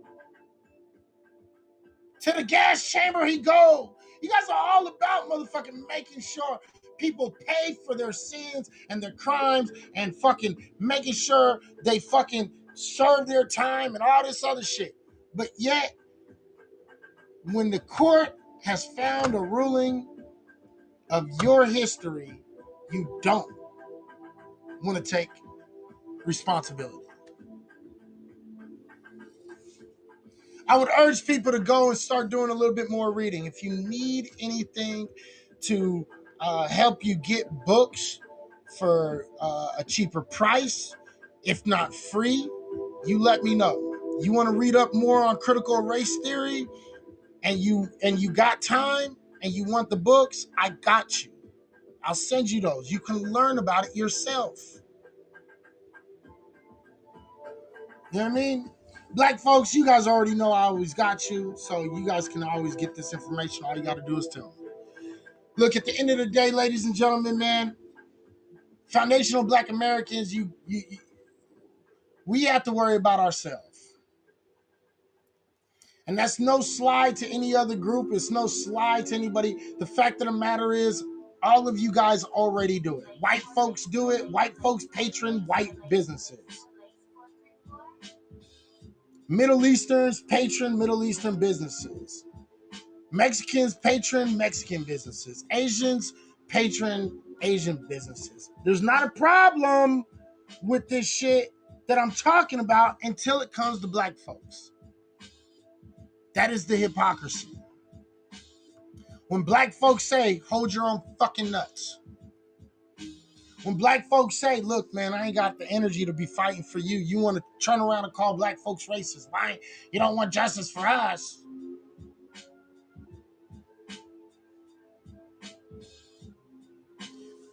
So please start using some of that critical thinking that everybody claims to be so good at and start using it for the situations that we're talking about right now. Black folks, we need to worry about ourselves. We need to start getting more land, more entrepreneurship, so we don't have to feel a certain type of way when we go and try to get a job. We need more black law firms. We need more black black-owned hospitals. We need more black-made schools and owned schools and built schools. We need small business, HVACs and fucking, pest control and all these other things. So when young black men and women go out to fucking go get a job and they put their name on there instead of fucking code switching everything, they can be their natural selves. We can sit there and we can fucking keep our names and we don't have to give short names so it makes everybody else fucking comfortable. So we can go off and have a better chance of getting employed when your name is Javon or Jamal, where you can go and get that fucking interview so you have a chance to get that job. Foundational Black Americans need to fucking get up out of the idea of minority and stop speaking in the idea of minority and start speaking in the idea of foundational Black Americans alone. We are not minorities. Those other groups are minorities. We are not. We are foundational Black Americans, period. We are not the same as them. We have a unique experience that is separate from them. The experience of the Latinx community is not the experience of the Black community, not the experience of the foundational Black community. The Asian community does not have the same experience as the motherfucking foundational Black American community. The Indian, Middle Eastern, and Native Indigenous people, their experience is not the same as the fucking experience of foundational Black Americans. Stop it with the bullshit. Our experience is unique to all of their experiences. They have more in common with shit together. We do not have the same shit that's in common with them. The only thing that we have in common with them is that they have darker skin and we have darker skin, and that's it. Their experience in America is not ours. They don't deal with the consistent fucking disrespect when they go into fucking banks, when they go into businesses, when they fucking try to create economics, when they do anything, when they go to school and get education. Their experience is not ours.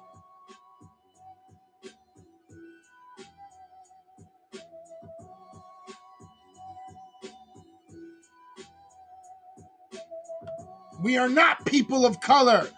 We are not by people of colors. We are foundational Black Americans, and our experience is unique and separate from every other minority experience. And we should fucking go off and get that respect for that. Period.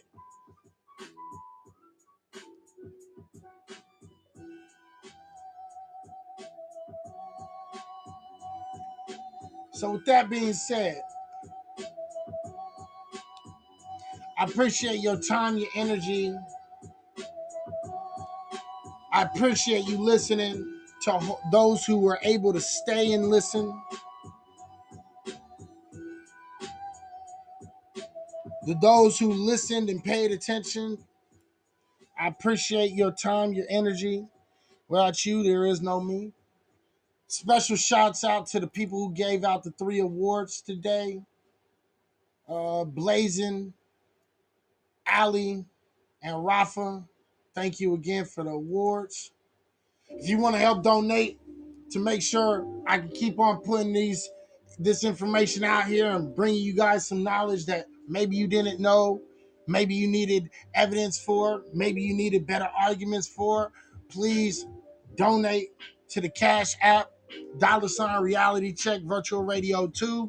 The Venmo is at Dab and Stuff LLC. That's DABNSTUFF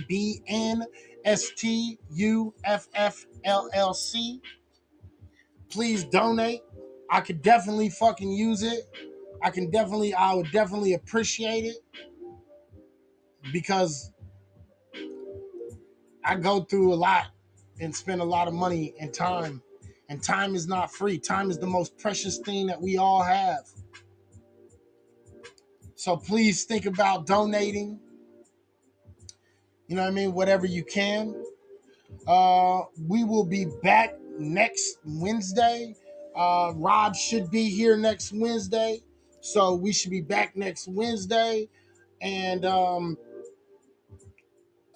it should be a full house again. I'm trying to work on bringing another guest on. We'll see how that works out. I don't want to put too much on it right now because I haven't gotten any kind of confirmation. I haven't gotten a definite yes, and then having to figure out the date. So as soon as I have a definite yes, I'll let you know who it is. And we'll be back at you. The music you hear in the background is Lace 434. Again, Lace 434. Go check him out on YouTube. Putting out great instrumentals, great music. This brother is very talented, and we need to support our brothers and our sisters out here doing that shit. So please go support Lace 434 on YouTube and go check out his music. Also support our guy, Sebastian Cole. Go check out his music. Not good, positive R&B music. We always talking about, people always want to talk about fucking our culture. The black culture is our culture that is putting black people on the back. Okay, and we don't promote good fucking music, and we only support. I'm supporting good music. Go check out Sebastian Cole on iTunes. Go download his music on iTunes. Go check him out on YouTube. Go follow him on Instagram, Facebook. Go follow him and watch his shit. Great positive music. Positive music. Good R&B. You know what I mean? Shit, white people can listen to this music. Great positive music. So please go support that brother too. All right. Again, anything that I used on here tonight has been used in fair use. Fair use laws do apply here. Please stop motherfucking shitting on my motherfucking goddamn videos just because fucking, I'm using a few other people's shits. All right? Stop it. YouTube. All right? With that being said, thank you for your time, your energy. Thank you for you coming in and listening tonight. Everybody, stay up, stay real, Stay doing your motherfucking thing. And with that being said, we will fucking talk to you guys next Wednesday. I think I might be doing a show on Saturday or Sunday morning. I will keep you guys. I will fucking do a pre-date for that. So make sure you guys check that shit the fuck out. All right. Stay up, stay real, stay black, stay doing your motherfucking thing. It's your boy, and I'm out of here.